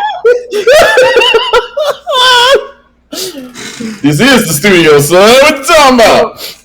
So after that, man, I ain't gonna lie. I used to be mad as hell for the next like 5 months because I'm like, I chose to go to this school because I had a full scholarship. True. But I was like, they ain't got everything that I wanted. But then what was so cool about it though, even though they didn't have everything I wanted, that's how I met this nigga because I was hanging with Mr. Wesley because at the end of the day, like I said, I never had like a father figure. And so this nigga was like, he gave me a full scholarship. I want to also make sure whoever's taking care of me financially, let them know that, hey, in the sense, if you need me, sir, I'm right here. Not on that type of shit, but if you need me, sir, I'm right here. Fat, bro. Look at that, bro. And he was old, too, so he used to be like little small shit. Like, he was old, so he used to be like, he need help taking like his bags up to his dorm or he need help taking his bags up to his actual classroom. So I used to be always his help. I'll be real. After that, like, the nigga that was his son, bro. They thought that was his son, bro. Yeah, they started thinking I was his son for real because at one point they started actually saying, like, that's your dad? That's your dad. And, yeah, he was saying it. And he was like it because it was like he fed me. The man used to, like, we used to talk all the time. Like, we used to always go places. Yeah, like he said, he used to do that stuff. Like, the thing, okay, so, like, I'm just showing you. He'll put your hand right here, his hand right here. When you sing as a singer, you want to make sure you take, like, you inhale and exhale. A lot of people have a thing where when they inhale, they always suck in their stomach. That was his point of putting his hand on you right here or like right there, because when you put it, you should never suck in. Whenever you're trying to make sure you're breathing right. You're supposed to be able to like expand your diaphragm. So that's a lot of time. So we thought it was weird, but it actually taught us something. So we didn't know how to sing for real, bro. That man taught us how to sing for real, bro. And he was a real nigga, bro. It just we wasn't used to it. We was like, I love that dude to death. But then I'm gonna go ahead and say this too. After he died, after he passed, I know we talked about it for a long time, but I'm glad we kind of getting this out, because we got a lot of followers too that fuck with this guy just like we fuck with him. Man. So that's what's so cool about it. I love that man to death, man. So it was crazy, like, cause 2 weeks before he passed, he called me. And I talked to him, and it was just like more of just checking on each other. I haven't heard from you in a while, son. You should change that, and da-da-da. And I was like, yeah, man, I know I've been messing up. I ain't talked to you in like 2 years. But at the end of the day, it was like we had that moment with each other. And so it was like 2 weeks later, my mom was like, hey, I just sent Mr. Wesley $20. My mom used to randomly always send him just money just because of how he took care of me. So she'll just like send him, go get you some lunch. So she sent him 20, and I'll call him. And when I called him, he wouldn't respond to my calls. And so I texted him. I said, hey, my mom was like, did you get my money? Get the $20? He read the message, but he never responded. Come to find out, he was in the hospital in the time when he was getting all these things. A couple of days later, he died. And so it was like real sad. And honestly, I'm going to be real, still having, in a sense, just been real like, like a real nigga.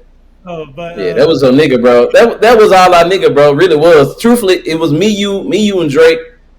Then me, you, and Corey. Like we used to roll. It was always me and you with, bro. But we always had somebody else with us. But we was like his little sons, bro. Me and my pops was going through some shit, and so he was just like it was just that nigga, bro. Even when I was going through I don't want to do this shit no more. Hey, what he did piss me off with though, I ain't gonna lie. Wesley wasn't perfect, bro. He pissed me off so bad this year, bro.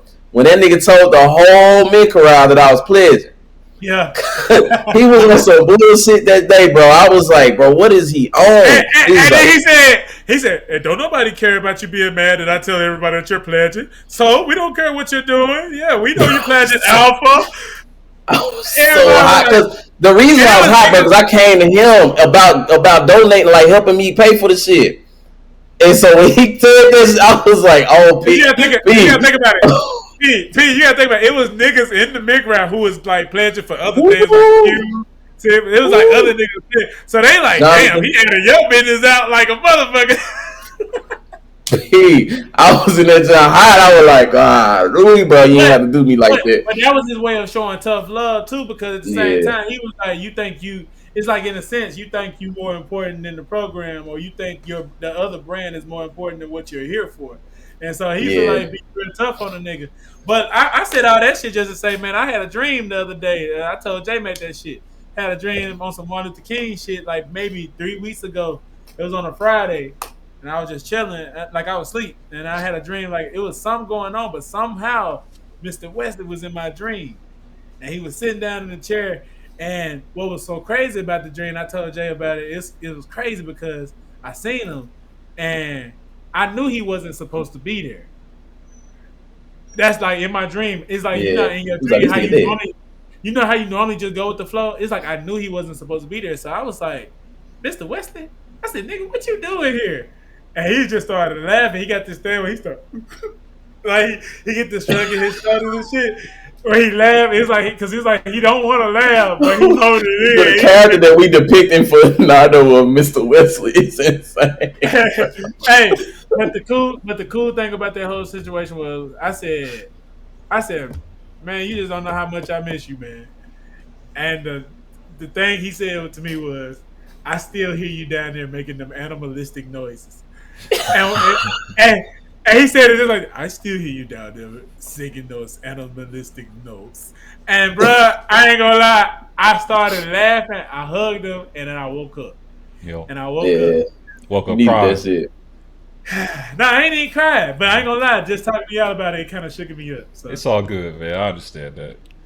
Nah, shout out to Mr. Wesley. I got a whole lot of jokes to make, but I ain't even gonna make them, bro. Because look, the way that y'all just described them, bro, it's so beautiful that y'all had that father figure that you can go to. That's that stability in the time of uncertainty in college. You know what I'm saying? So shout out Mr. Wesley, man. And shout out to Mr. Wesley, rest in peace, and shout out to the trauma bond that he instilled in y'all too. And I hope y'all look up Stockholm Syndrome.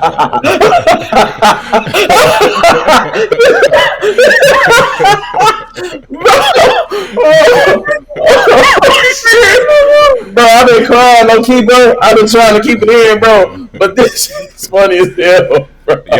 Both of y'all go off camera and let me talk about the Clipse album. No. You listen to it all the way through, bro? Yeah, you listen to it all the way through? I ain't listened to it all the way through yet, bro. What you got? Man. What you got on it? Yeah, man. So, I think this is the first time they dropped music in a very long time. And shit, the last time I heard Clipse, I think they were still associated with like Kanye West and just some of the older people that they may have been fooling with. But it was dope to hear this album. I don't even want to call it an album. I want to call it like a musical experience, bro. It was dope to hear this musical experience from them two brothers, and then have like that strong Pharrell production behind it, bro. Like this shit just sounded like it was just like high quality rap. It was luxury rap. Like it was high quality hip hop, bro. Luxury hip hop. This wasn't even on no rap shit, bro. Like they really got it to their bag, man. They really got it to their bag. The shit. It's a couple of standout tracks. And I like the Ace Trumpets though. I gotta see which one that is. It's a couple. That Ace Trumpets go crazy to me, bro. That nigga started that joint off crazy. I was like, yeah. Now this is the thing about the Clipse. Like you said, it's classic hip hop. It feels good to hear it. And it's also good just for them niggas to be out and still be able to make the noise that they making. But I'm going to say another thing about rollouts, nigga. That's why rollouts are important, bro. These niggas did proper interviews. These folks did proper, like, reveals of certain like, they were working the album because they also honored the craft enough to say, bro, we going to make sure we put the best foot forward, bro. And P say this a lot, too, bro. Like, how you present something is how the world's going to receive it, right? So, if I want people to really see that I'm about this rap life, bro. The way that they went and said, all right, bro, we're going to really put a rollout together. We're going to really go in on it. We're going to talk mess. I ain't going to lie. That song he got where he's shooting at what's that nigga name? Damn, that's so sad. I can't remember his name. Old nigga. Jim Jones. Him shooting at Jim, I was like, damn. I mean, this nigga Pusha be the way he beef or the way he say shit about you, he be like, damn, this nigga is different, bro. It's just different, bro. His words is like he talk like he a samurai. Bro. D said something about it. D was like, bro, I like the way they rap with confidence, bro. Like they got that. They words cut. They ain't bullshit. Yes. Ain't no second guessing. No. But they everything they say. Everything they say. So I'll give like my quick little review, bro. Let God sort them out. Clipse, Pusha T, and Malice. All right, first, Pusha T. When I look at these two, bro, they like a fucking yin and yang symbol, bro. Like Pusha T is just complete fucking darkness, and then you see Malice, and he godly as hell now, bro. And I ain't follow him as like a youth, but I remember like the grinding and shit, and then you get older, you hear more about their story. Malice used to be a bad motherfucker, and now he to turn his life around, bro. So when you have that context and that like, background, and then you go into the tracks, bro. First they start the album off with the Birds Don't Sing. You got John Legend on the hook, soulful, spiritual. You know what I'm saying? Coming in, singing. He say the birds don't sing, they screech in pain. You feel me? Yeah. And so the song is about Pusha T and him losing their mom. It's both of their mothers, of course, they brothers. Him losing their mom, and then 4 months later, they lost their dad. And the brother Malice was the one that found him. You know what I'm saying? And he was already on a spiritual journey. And like the last thing he had talked with his dad about was, should I be rapping again? And his dad was like, go out there and get it. And so they took all of that emotion, all of that like just hardcore feelings, and just put that shit into that song, bro. And you feel it every time you listen to it. And that's how they start the album off. And then they go into the second track, Chains and Whips, with Kendrick Lamar on that bitch. He did his thing, went crazy on it. And then I think my favorite track on the album is that POV, bro. Okay. That POV go crazy. I ain't gonna hold you. Tyler did go crazy on that jump too, though. That song go hard. I ain't gonna lie, Tyler been getting disrespect lately, bro. Tyler been really going dumb. Yeah. The fact they even put him on this jump to me, I was like, damn, they put Tyler on this jump? I was like, oh yeah. They involved. Tyler is respectable at this point. He's very involved rapper, bro. He's solidified. Yeah. Oh, he real deal. But when I saw him perform for the first time, I was like, damn. I see why niggas really rock with Tyler, bro. This nigga all the way into it. He don't play around with show. I didn't even know he was still. I'm not nothing. I was just gonna say I didn't even know he was still touring right now. He's still touring Chromacopia right now. He's still doing it. He's still touring. He had Lil Yachty last night at New York. Squirrel. All right, hey, look, but no, I think my favorite tracks on this day, bro. I like that Birds Don't Sing, just like as the intro, but that POV, they got another one that's an acronym. I don't know what it stands for, but it's MTB TTF. That motherfucker hard, and then that Inglorious Bastards. That shit go crazy. But bro, I gotta listen to that one. It feel like an early 2000s project. Like even just some of the bounces and some of the beats to it, and it make me, when I listen to it, it makes me think about Kanye West, because like I hear some of his production style in it, and then even when I think about some of Kanye West's older music and Pusha T being part of like that good musical conglomerate. You know what I'm saying? Like I feel like Pusha T had a heavy influence in how Kanye rapped and some of the shit that he says. So I think he was probably writing for him and some more shit. But hearing this, bro, it lets me know that we'll be perfectly fine in a world without Kanye, because we still got motherfuckers like the Clipse. We still got Pharrell out here, bro. They can still produce that level of music that Kanye used to make, that we used to love him for, but in the current day, bro. And it was just a good album, man. I enjoyed this shit a lot. I got something to say. Talk to him. I got something to say. Well, you can say, yeah, we didn't need no Kanye, but guess what? We did need Kanye. We did need Kanye, because without Kanye, we would have no Travis Scott, and without no Travis Scott, we wouldn't have got you right. This 2 album that just dropped Sunday, which was weird because they dropped it on the Sunday. They dropped it right after the Clipse dropped their album that was on the Friday. They dropped it right after the Clipse. And you know, if you realize also, remember Pusha T was talking shit about Travis Scott. Yeah, they got beef. I dare they got beef with you for bringing them up right now. Damn.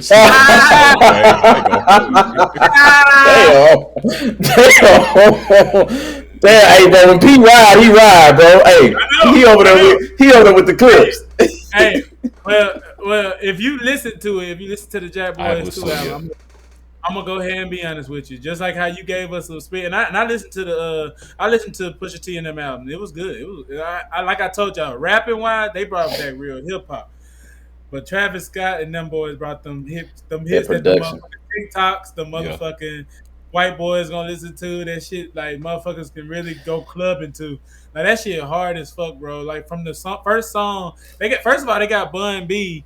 You remember I told y'all last week, Bun B was saying that Travis got to respond. Well, he responded with Travis. Bun B is fucking being like the narrator. He's basically talking about Yep. history of Houston and Memphis and him and Pimp C Yep. and all the times Yep. everybody. You know, it's like a narration. It's like a radio. They call it JB Radio, Jack Boy Radio. And so it was a cool album. They had Glorilla on there. They got Young Boy. They got who else they got? They got Cash Cobain. They got you know, we got Don Toliver.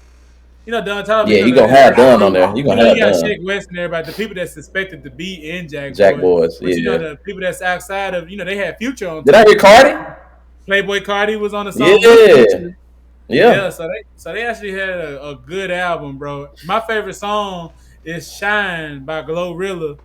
It's Shine featuring Glorilla. And like you could tell she had fun on that bit, but that beat goes so motherfucking hard. That's why I played the song I played when I came in. That It Ain't My Fault. Because I was listening to Shine and I was like, oh, they got that It Ain't My Fault beat in the background. And I was like, bro, that was classic Memphis style beats, bro, that I was hearing in the project, bro. I was like, yeah, this shit got me turned. My favorite song for real though is Dumbo. I like Dumbo. Travis Scott, I feel like he went crazy on that Dumbo.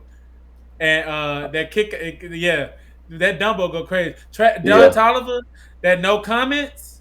Don Toliver. Oh yeah, that No Comments go crazy. But my favorite is, which may be an unpopular opinion, I Love My Bitch. I love my bitch. Yeah. No, Shake West. No, okay. Shake West tear up this album, bro. If you want for Shake West. Yeah. So that's what I'm gonna say. The album was so good. But the thing was so good about JackBoys. You know, the JackBoys have different artists within the group. They are label. So you got JB, you got Travis, you got Dunn, you got Shake West, you got Sofago. So you got these 5-6 guys. So the cool thing about it, each artist have like their own song on the album. And and you could choose what's your favorite song from their artist. That's the cool thing about it. That I Love My Bitch, but with Shake West, I ain't gonna lie. I pull up on my chicks. I love my bitch. I love my bitch. I love my bitch. That shit. Yeah, bro. I ain't gonna lie, bro. I do rock with this jump, bro. But these ain't my favorite albums of the drop that's gonna happen in 11. Yeah, and Travis actually he responded to Pusha T too. The nigga said on the song, he said these niggas old as hell. He like basically these niggas old. I've been pushing T since something. I was like, okay, Travis. He responded in a way where it was like, you know, Travis ain't no like real lyricist, but his actual response was like, okay, it'll do. It sounds like, good. We'll take that. Basically what he said, like at the end of the day, Pusha T, like Bun B said, he got to respond. Pusha T, he responded on some lyrical hip hop. I'm gonna kill you. Travis basically just said, well, you know what? We just gonna let you know you were hating. You hating on us. You hating on the new wave. And guess what? I got the youth behind me, so it don't really matter. Like, we still on you regardless. And I like that response because at the end of the day, we weren't looking for that nigga to rap. No, not at all. No. We're talking about new swag. But if you want to talk about some real swag though, you want to get on some real swag. If you want to talk about some swag, then we're gonna get into that Justin Bieber, because Justin Bieber dropped his album also in the weekend. It was a surprise drop. Now I know P gonna put his fucking glasses on. Come on, P. Come on, P. P not checking for JB, which is understood because you know P a real stand up guy. He a rapper. But P. He gonna listen to that Fortunate. It's some good R&B on there, bro. P. He on that Maxwell. He on that old school shit. Ain't nothing wrong with that, man. That's how we were brought up. But that Justin Bieber, I'm telling you, P. I'm gonna let give you it a know. shot. No, I'm gonna go ahead and say this. The Justin Bieber. Bro. I'm playing a song, bro. I'm sorry, bro, because I've been waiting on this shit to go, bro. You gonna get us copyright. You gonna get us copyrighted. Bro, can I play a little bit of it? No. Nah, you can't. Damn, bro. I want to play a little bit of it, bro. Play it in the afterthoughts, bro. Okay. I'm sorry, bro. I ain't gonna lie. The more I listen to it, the more I fall in love with the album. I was like, it was okay. I think you're trying to make yourself fall in love with it. It got better. No, bro, it's good music, bro. I will say it's not that good. It's good. It was a 10 out of 10 R&B album, bro. I ain't gonna lie. Just a Justin Bieber fan, bro. I am, but I'm an R&B Justin fan, bro. Bro, listen, bro. It go crazy. Like I told Jay, man, when you first listen to it, it's very good, and it's like it's a good R&B, and it's very different as far as like the production. But if you actually listen to it, like that one time you listen to it, you're like, damn, he did a real good job. and you could see also the vision that he had for the whole album. Yeah. Now, after you listen to it one time, you try to go back and listen to that second time. Now you start to realize, okay, these are some good songs. But now I'm feeling like Justin kind of go in the studio and just be like, I'm gonna sing whatever just makes me sound real good. Because it gets to a point to where the song's not even catchy. The song's not even catchy. It is a lot of random outbursts of him just singing good notes. And I just be sitting there like, what the fuck are we talking about right now? Like, that song, First Place is one of my favorite songs just because of the feeling of the song and how it flows. But then when you actually try to listen and try to learn the song and learn the word, you just be like, how the fuck we go from here to this? Like that's why I said unpopular opinion, bro. Unpopular opinion, bro. Go Baby is gonna be as big as Residuals was. No. Go Baby is gonna be as I'm saying it right here, bro. He gonna drop a video for Go Baby and it's gonna be as big as Residuals was, bro. I'm gonna do a couple. Go baby, go baby, go baby. No, bro. Go baby. You gotta listen to the verses and lead. It's the sound, the production. All Chris was saying, "Who getting all of my?" He was just kept saying that over again. It was some feeling in that song too. It's like, feeling in this one. No, what I'm saying, like the placements of like actual of how the song was slow and like the words kind of matched with the flow of the song. Justin Bieber kind of stole from that song. And then on the chorus, go baby, go baby, go baby. You gotta think about it. This ain't 2008. I ain't trying to hear baby. I ain't trying to hear the So it's like at this point, nigga, no. No, bro. I ain't trying to shit on Chris at all. This what I'm saying is that song, bro, feels good. Like even Yukon, Go Baby, Things You Do. I don't care for Butterflies. The way it is dope, but it's got gun on it too. It's decent, but First Place is good. Therapy Session, Sweet Spot with Sexy. I don't care for Sexy, but I'm glad that he put it on there. Hey, and guess what? And I hate that everybody hating on Sexy Red because I ain't gonna lie. I actually like her verse. I like her verse. She said somebody put it in her asshole in the middle of a love song. Like, yeah. No, bro. We don't want to hear put it in my booty hole in a love song. That's what love is, bro. Love is like, bro, I can't wait till I find the love of my life. My girl, bro. Y'all, look, my girl, I'm just being honest. I'm manifesting this shit, bro. I love the thought of my own, bro. Like, I just want to lick some butt. Like, I want coochie butt and all. All right. I want to be all in there, y'all. All right, bro. I'm just saying, I believe Justin Bieber going to outsell the Clipse first week, JackBoys first week, and Giveon. Even though I like Giveon new project, it's just a bunch of sad songs. I mean, it's nice, but it's just a bunch of sad songs. You got to be in a sad mood to listen to that nigga. But I think he gonna outsell a lot of them niggas, bro. First week. I think it'll be a battle between Justin and JackBoys. And I see a battle between Justin and Clipse before the Jack, because I don't think as many people listen to JackBoys as they are listening to the Clipse. I'm gonna be honest, bro. I don't know what you're talking about. JackBoys might come off on top. They might hit 100K. I can see them just hitting 100K off the first week sales. Justin probably hitting like 90 first week sales. Clipse gonna hit like 70. Probably our first week sales because everybody really not checking for them. Not no young niggas. Justin Bieber white, bro. Justin Bieber white, but ain't nobody checking for Justin Bieber no more. And then that nigga got issues, bro. That's the reason why. That's the reason why he gonna outsell, because that nigga popped up out of nowhere. Drop the gold R&B out. J-Man, I'm gonna be honest with you. Kids are not fucking with Justin Bieber like you are no more. Okay. They don't have that same love for that little kitty baby. They don't see that no more. They see a plugged out motherfucker. And then he puts little white girls can't listen to that. Guess what? Little white boys. That's why they gonna listen to it. They gonna sneak and listen to Sexy. Parents will let kids listen to Travis Scott before they let them listen to it. They fuck with Drewski though. Don't nobody really fuck with Drewski. Yes, they do, bro. Comedian wise right now. He's hot comedian wise right now. But Justin Bieber can outsell both of them. The shit that he say, ain't no white parent finna say, yeah, we gonna let you listen. Smoke this Black and Mild real quick. Don't you want to smoke this Black and Mild real quick, Justin? Justin, you got some soul, Justin. After you hear Black and Mild, now you got Sexy Red talking about put it in my booty hole. This album I might need to listen to this. Listen to it, bro. I'm telling you, that part was good. That song, Sweet Spot. At least put Sweet Spot on your playlist. You can put Sweet Spot in your Black and Mild and Sexy Red. You know, you might be able to sell it to me. I'm just saying, he's trying to be real black in this album. That's all. I ain't found that what swag stood for, bro. Someone who adores God. No, listen to it, man.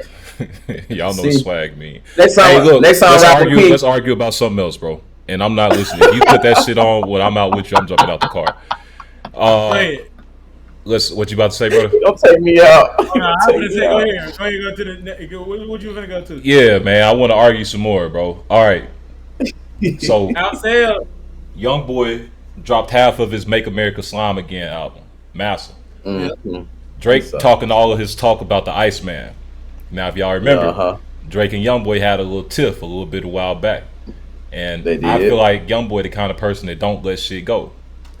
Now, with YoungBoy dropping half his album, and Drake album actually his rollout, probably his most important rollout up to date, coming out here soon.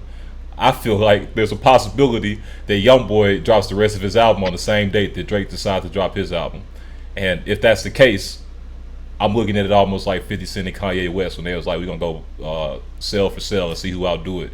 Because they got that little tiff in the past. Now, my question is, who do y'all think sells the most if Iceman and the rest of Massa drop on the same day between YoungBoy and Drake? Drake easy, because Drake easy. I'm sorry, because I ain't gonna lie. Even though I like this new YoungBoy project, the more I listen to it, the more I'm like, damn, I see why they fuck with this nigga. But then I'm like, he's still just like Sexy Red got a niche audience. YoungBoy got the South locked in. I'm gonna say that now. YoungBoy got Louisiana, Mississippi, Memphis, sorta. You know what? Nah, you know what? It's kind of. I'm not gonna let you say that because it's so weird being down here that when I be playing YoungBoy around certain people and they like, what the fuck are you listening to? And you like, yeah, bro. Ain't you from Louisiana? Or like, ain't you from this the South, nigga? How you not fuck with YoungBoy? Like, but it's be crazy how much people really don't know YoungBoy still. He got a niche. He got a niche. The people that listen to YoungBoy listen to YoungBoy. I think YoungBoy just have a spread fan base. Like it ain't just no Southern thing. I think it's like spread at this point. Whoever like YoungBoy. And I'm gonna be honest. If they both dropped on the same day, Drake's still gonna take that only because YoungBoy, we seen his album sales start big, go big, and then once he started having those legal problems, you know, it kind of dropped. And then so it's like it kind of grew. But at the same time, it's like how much is going to grow as he continues to put out. Drake always been I'm selling over 200,000 the first week. So it's like I ain't finna. Ain't no reason for that to stop now. I'm not finna go against a nigga that's been always selling 200,000 a week. So it's like nah, Drake taking that. Now if he start putting it in like if it was like a rollout to where people knew he was gonna drop it the same day. And because of the people out here that still wanna be against Drake, maybe he have a chance. Just like that Kanye and 50 thing, maybe because they made that a thing. Everybody knew they was not beefing, but they knew they was going against each other. They're not looking at it like that now. YoungBoy ain't even thinking about the YoungBoy and Drake beef. All they thinking about is Drake coming back from that fall off, and it really wasn't even a fall off, but Drake coming back from that. Well, first of all, I'm gonna go ahead and say they're not gonna do that. They're not gonna even let them drop on the same day. I think Jay Prince got too much. Both on the same label. I think so, yeah, and I think also, that part. And Jay Prince still, Jay Prince got some ties with both Drake and YoungBoy. I don't think they on no negative shit anywhere, and I don't even think they'll even do that to each other because at the end of the day, they both like very big artists. They know their fan base is gonna go crazy anyway, so they probably let each other have their own week. YoungBoy supposed to be dropping July 25th, so if Iceman crazy enough to drop on the same day as YoungBoy, then go ahead, go for it. But I feel like if you want to ask the question, if Iceman and Master drop on the same day, who I'm gonna listen to the first album I'm gonna listen to, I'm gonna go ahead and say I'm gonna listen to Master first. Yo, I'm gonna listen to Master first. I'm gonna listen to YoungBoy first, and then I'm gonna get to the Drake when I get to it. You gonna listen to Master first, but you gonna play that Drake most. I got some numbers real quick. The Drake's most recent album, "Sexy Songs for You" with Party Next Door, that did 246,000. Yeah. Youngboy. That's a joint.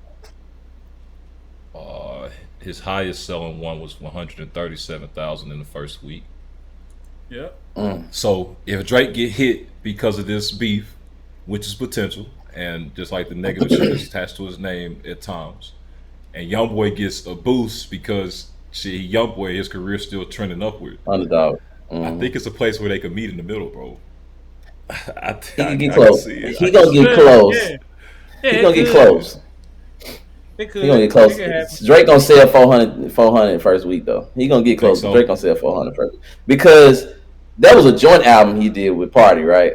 Yeah, 200 with a joint album. 400 the first week. This one probably gonna do about the same. If not because of the beef, do more because they want to hear what he gonna say. He still gonna eat off the beef just like everybody else be eating off the beef. People still want to hear what he got to say just because they like, are you gonna say anything else about him, bro? We heard, what did I miss? But we want to hear more, bro. We want to hear more, bro. So I'm not speaking, just as a fan. I'm speaking just analytically. People are messy, so they're gonna be like, Youngboy ain't beefing nobody right now. Besides the same people he been beefing with. I ain't gonna lie, I'm proud right now that I don't think Youngboy beefing. Well, he got his beef with probably people somewhere.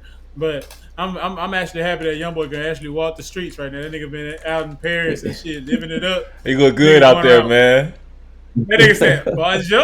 Yeah, you feel me? Bonjour. Bonjour. They said, can you speak French? The nigga said, bonjour.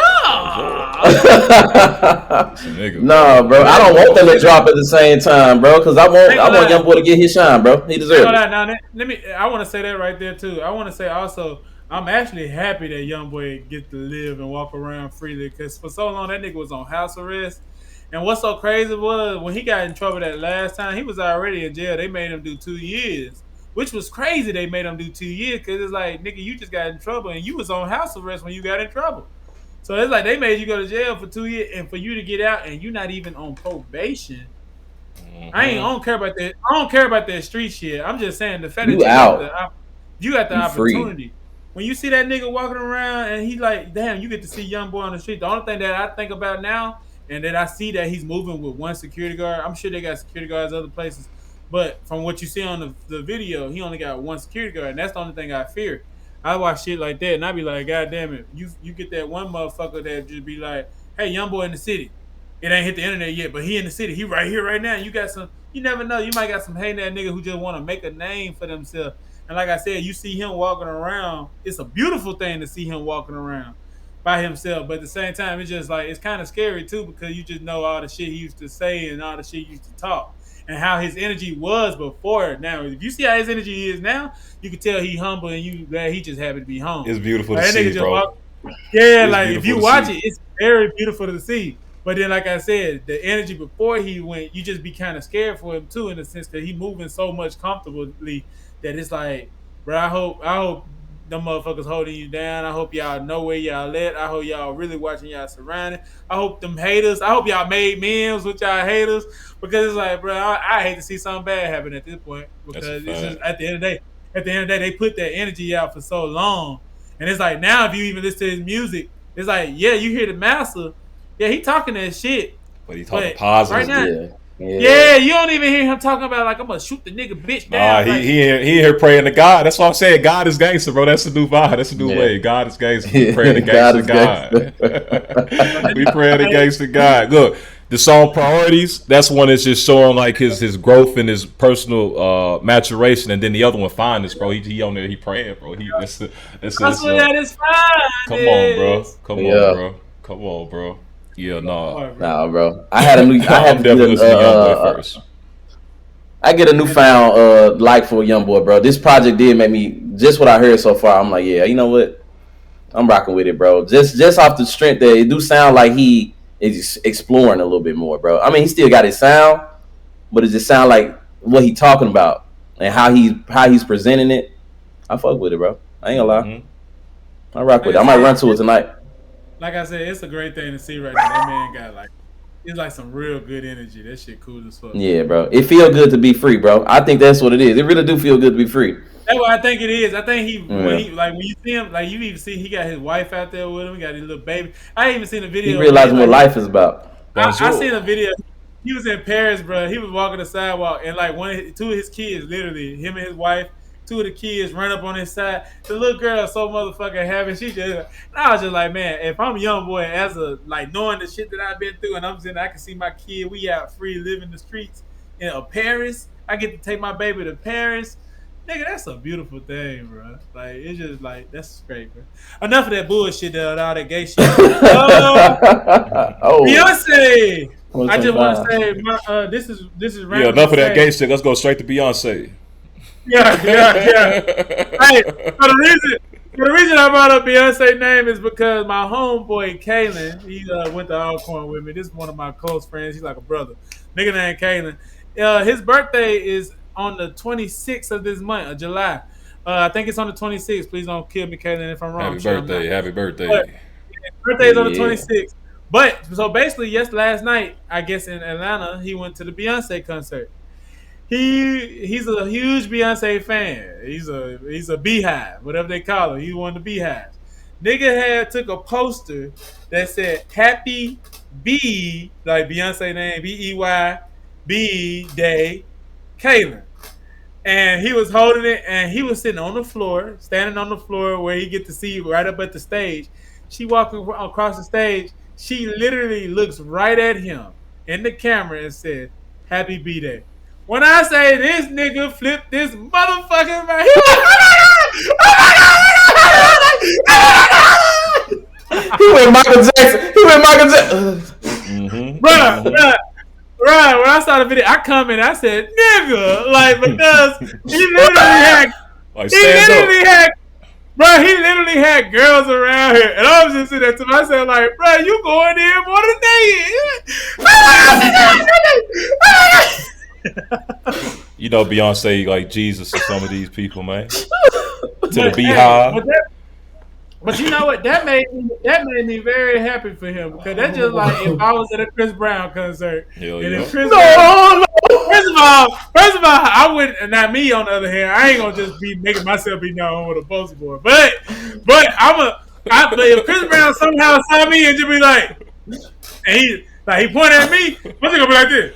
Oh, y'all ass gonna faint, boy. Look, no, I'm gonna keep throwing it up. I'm gonna be like, get up! Oh shit, that nigga just pointed at me. You gonna be throwing pieces for the rest of your day. Look back over here.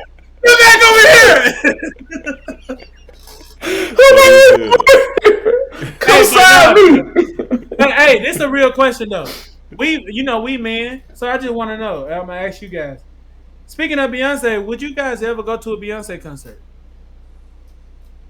I'm not a Beyonce fan, but if my lady want to go, sure, why not? Yeah, with my girl, I wouldn't go by myself. I have nothing against people that actually love Beyonce. I love Beyonce. I love her as an artist. The reason why I asked her because she's one of our greatest performers, and they always comparing her to Chris Brown. Right now, there's a big thing with her and Chris Brown, like comparisons as far as showmanship and shit. Mm-hmm. So I was like, as me being a man, like me myself, and I got a lot of guy friends that love Beyonce and they go to her show. But me myself, would I consider going to a Beyonce show? And I've seen clips of it, and you'll see it. You be like, man, that dude like it's dope. But when I watch it, I just be like, I wouldn't go to a Beyonce. I'm not the core audience. Yeah, like I'm not her core. And it's like, but the thing is, Joe J, we singers, so it's like I like her vocally for sure. I can listen to her all day. Albums, we watched her performances. It's like we grew up watching her and knowing that she's a great. But it's like also we just wouldn't. The show ain't for me. I would. You know what? I hadn't really listened to the last few Beyonce projects. But as a GOAT, I do believe vocally she is just better than most people give her props for. She grew with vocally from what we're used to when we were kids. Coming up, you could tell vocally she got way better because she worked at it. Never liked her as an actor, but vocally and as a musician, bro, she I ain't mean to throw that straight, but she terrible at acting. But she is one of the vocal GOATs to me. But I won't go to a show just because her show is catering to the people that is catering to. Like I'm just not the person that's gonna be like, oh, I'm enjoying this. It might be good, but I'm just like, I don't like her enough. Like when they dropped 4-4 and Lemonade at the same time, you have to make a decision. And I chose. I chose up. I'm on the side of 4-4. But no, seriously, I don't think I'm gonna go to any more concerts. I don't like and this is probably just some shit in my fucked up brain. I don't like the idea of standing up just looking at somebody for an hour. Who is you, nigga? P. Yeah, no, I ain't doing that. P, bro. P be evolving, bro. Every time we talk to P is a new one. You know what, bro? I'm sick of looking up at niggas for an hour. Who is you, nigga, to tell me or show me anything that I can't do? Come nigga. on, bro. I can get up there and perform, nigga. Yeah, I'm not gonna just stare at you, nigga. The fuck? Who is you? I ain't gonna be to church. I'm gonna church like. Now bring it to the stage. We have Leon Thomas. She said, "Take your time." Look at this nigga. Bitch, who are you to tell me I'm a fucking dog? He gonna go. He gonna go to another show, bro. No, dead ass. I enjoy shows. The thing is, I just enjoy them, but it has to be the right type of show. For me, Jasmine Sullivan is the type of person I go see every time she come out. Because vocally, I think I just enjoy what she does. She ain't doing much but singing, but all I need is to hear the way she do it, and I be like, damn, I'm in love, bro. I'm in love with Jasmine Sullivan. If Jasmine Sullivan was in front of me right now, I would faint for Jasmine. I ain't gonna lie. I'd rather go to a Beyonce show than go to a Jasmine Sullivan show. Why the fuck I want to go see your ass just stand there and sing with your big ass? I love it, bro, because, oh, my God, she sings so good. Jasmine Sullivan is fine. So, y'all don't get me wrong when I call her big ass. She got some big ass titties. That's what I meant. But I'm saying, man, who want to just sit there and look at them big ass titties and just stand there and just sing with them big ass titties? Me. I'm the guy that wanted to stand there. I'll be front row. Would you go to a Kim Burrell concert? If I'm already at the church and that's where she at. See, that's like, she popped up. She popped up at that. No, but this is the thing. No, they're not the same spirit. I feel Kim Burrell ain't even, bro. For her to be in the gospel lane, bro, she just a little too. She just be saying some left field stuff to me sometimes, bro. I don't know, bro. In my opinion, Kim Burrell just a little out there in how she communicates. I ain't never really listened to Jasmine Sullivan say or commentate on much because she don't really do interviews. But when you listen to Kim Burrell say some shit, you be like, and how she do it, you be like, bro, humble yourself, G. You ain't God, nigga. Calm down. You just singing for him. That's what P saying. Who the fuck are you singing to me? You ain't God, nigga. Who the fuck are you? You like that nigga, that bald nigga that's been going crazy, bro. Have y'all seen that dude doing the interviews? Who is that? The bald dude where he losing his mind. He was like, some nigga tell you what God told you. How you gonna tell me what God told me, nigga? You know, like he going crazy for no reason, bro. Every got a reason. Interview, he going wild. He got a reason, but it's the way he do it, bro. He be flipping. He said, bro, how a motherfucker gonna tell me what the fuck God said to you about me? He got a street light on me, nigga. Like damn, bro. Exactly. I feel him 100%, nigga. Yeah, bro. But that nigga been going viral, bro. He going wild. But that's just what it is.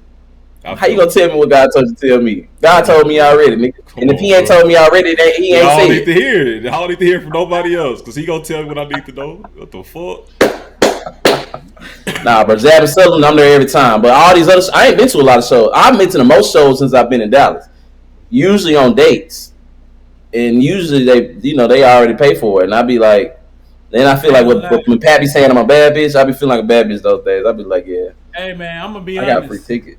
I ain't never letting another chick take me on no goddamn concert, no show.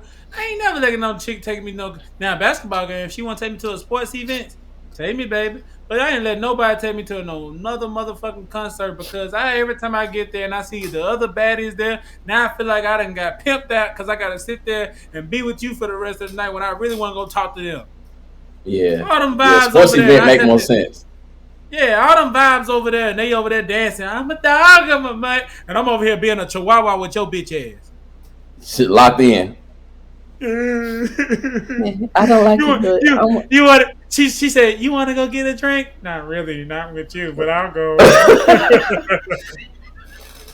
Thank you for bringing me. Thank you for bringing me. You're a bad bitch. You gotta be. Because you know how many times, bro. I love being a bad bitch. No lie, I do. But at the same, I know I'm a bad bitch. But at the same time, bro, it's like I'd rather be a bad bitch if I want to really be the bad bitch. You know what I'm saying? Like, god damn. I don't want to be a bad bitch no more, bro. I go out and I be straight up, ho! You want to be a whore. What Pat called you the other day? You're a whore. He told me that straight up to my face. I said, damn. You're a whore. He right.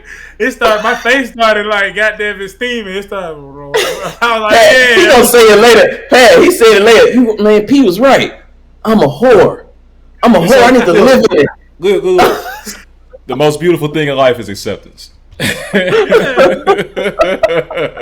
But look, judge not lest you be judged. You hear me? Bro, this man been gangster God. God is gangster. How do you tell me what God got for me? What the fuck? Yeah, I'm on that. God is gangster, man. Hey, look, y'all Pusha T and Malice. Me and Dominique, you heard me? God is gangster. Damn. Hey, bro. Dead ass, bro. Real shit. Dead ass, bro. And we know Dominique gonna get gangster, bro. We know she changed her life around, but we heard the truth. She left the gangster in the past. I got her gangster. She gave it to me. You holding the gangster down for us. It's like, yeah, baby. You'll be like, Jesus loves you. Pat be like, who the fuck care what Jesus loves, nigga? I'm like, whoa, okay. If you don't already know that shit, then what's your problem, nigga? Yeah, you should already know. Yeah, why you telling me that? I already know it. The fuck? It's like when Pete told me, bro, stop sending me this shit, nigga. Yes, bro. Stop sending me this shit, man. I got my direct line to God through my sister. Nigga. He already talked to me today, nigga. Yes, nigga. When I need the Holy Ghost, I call Dominique and she pray over me, and I feel recharged and I can go back into battle like the warrior I am. I don't need nobody else blessing. I love sister, nigga. It's all good. I love it. Yeah, I really do, bro. The fact that you got that relationship with your sister to call her and be like, you know what, I need a little covering. She the family cleric. She the family priest, and I'm the family warrior, man. It's just a balance, bro. Hey, everybody got how they roll, bro. It's a balance, man. She prays and I fight. Hey, I want to shout out my sister too, though. She just opened up her own shop. Beauty salon back home in Memphis, bro, and I'm proud of her, bro. I really am proud of her. And she just hired her first esthetician, I think, in the shop. And I'm like, bro, that's lit, bro. So I'm really happy for her. I'm happy for her, man. I'm happy for all my siblings, bro. They're doing really good stuff. So shout out to the fam band. We talked about that on the last pod. It ain't nothing like family, bro. Like it. Yeah, man. Don't like it. Yeah, man. Hell yeah, it's been a beautiful show, man. And shout out to our family, Mr. Wesley, Dr. Wesley. And rest in peace to him. Y'all gave us a beautiful story, bro. For real. Hey, bro, I ain't realized, but me and D got a little emotional, bro. We was over this business, damn near about to cry. Yeah, I think we really needed that because I think we talked about it. Like people talk about it, but like I said, it was like niggas ain't really get their closure yet. So it was just like, I think it was like one of the moments where I just wanted to get my shit out because that man was. You gave him his flowers, bro. He was a wonderful guy, and just like we gave him his flowers when he was here, we did give him his flowers when he was here, but it just still feel good to kind of keep that legacy. And one day we're gonna get that motherfucking fine arts building in his name. It's gonna be the Charles Wesley building. So he deserves get that shit right, man.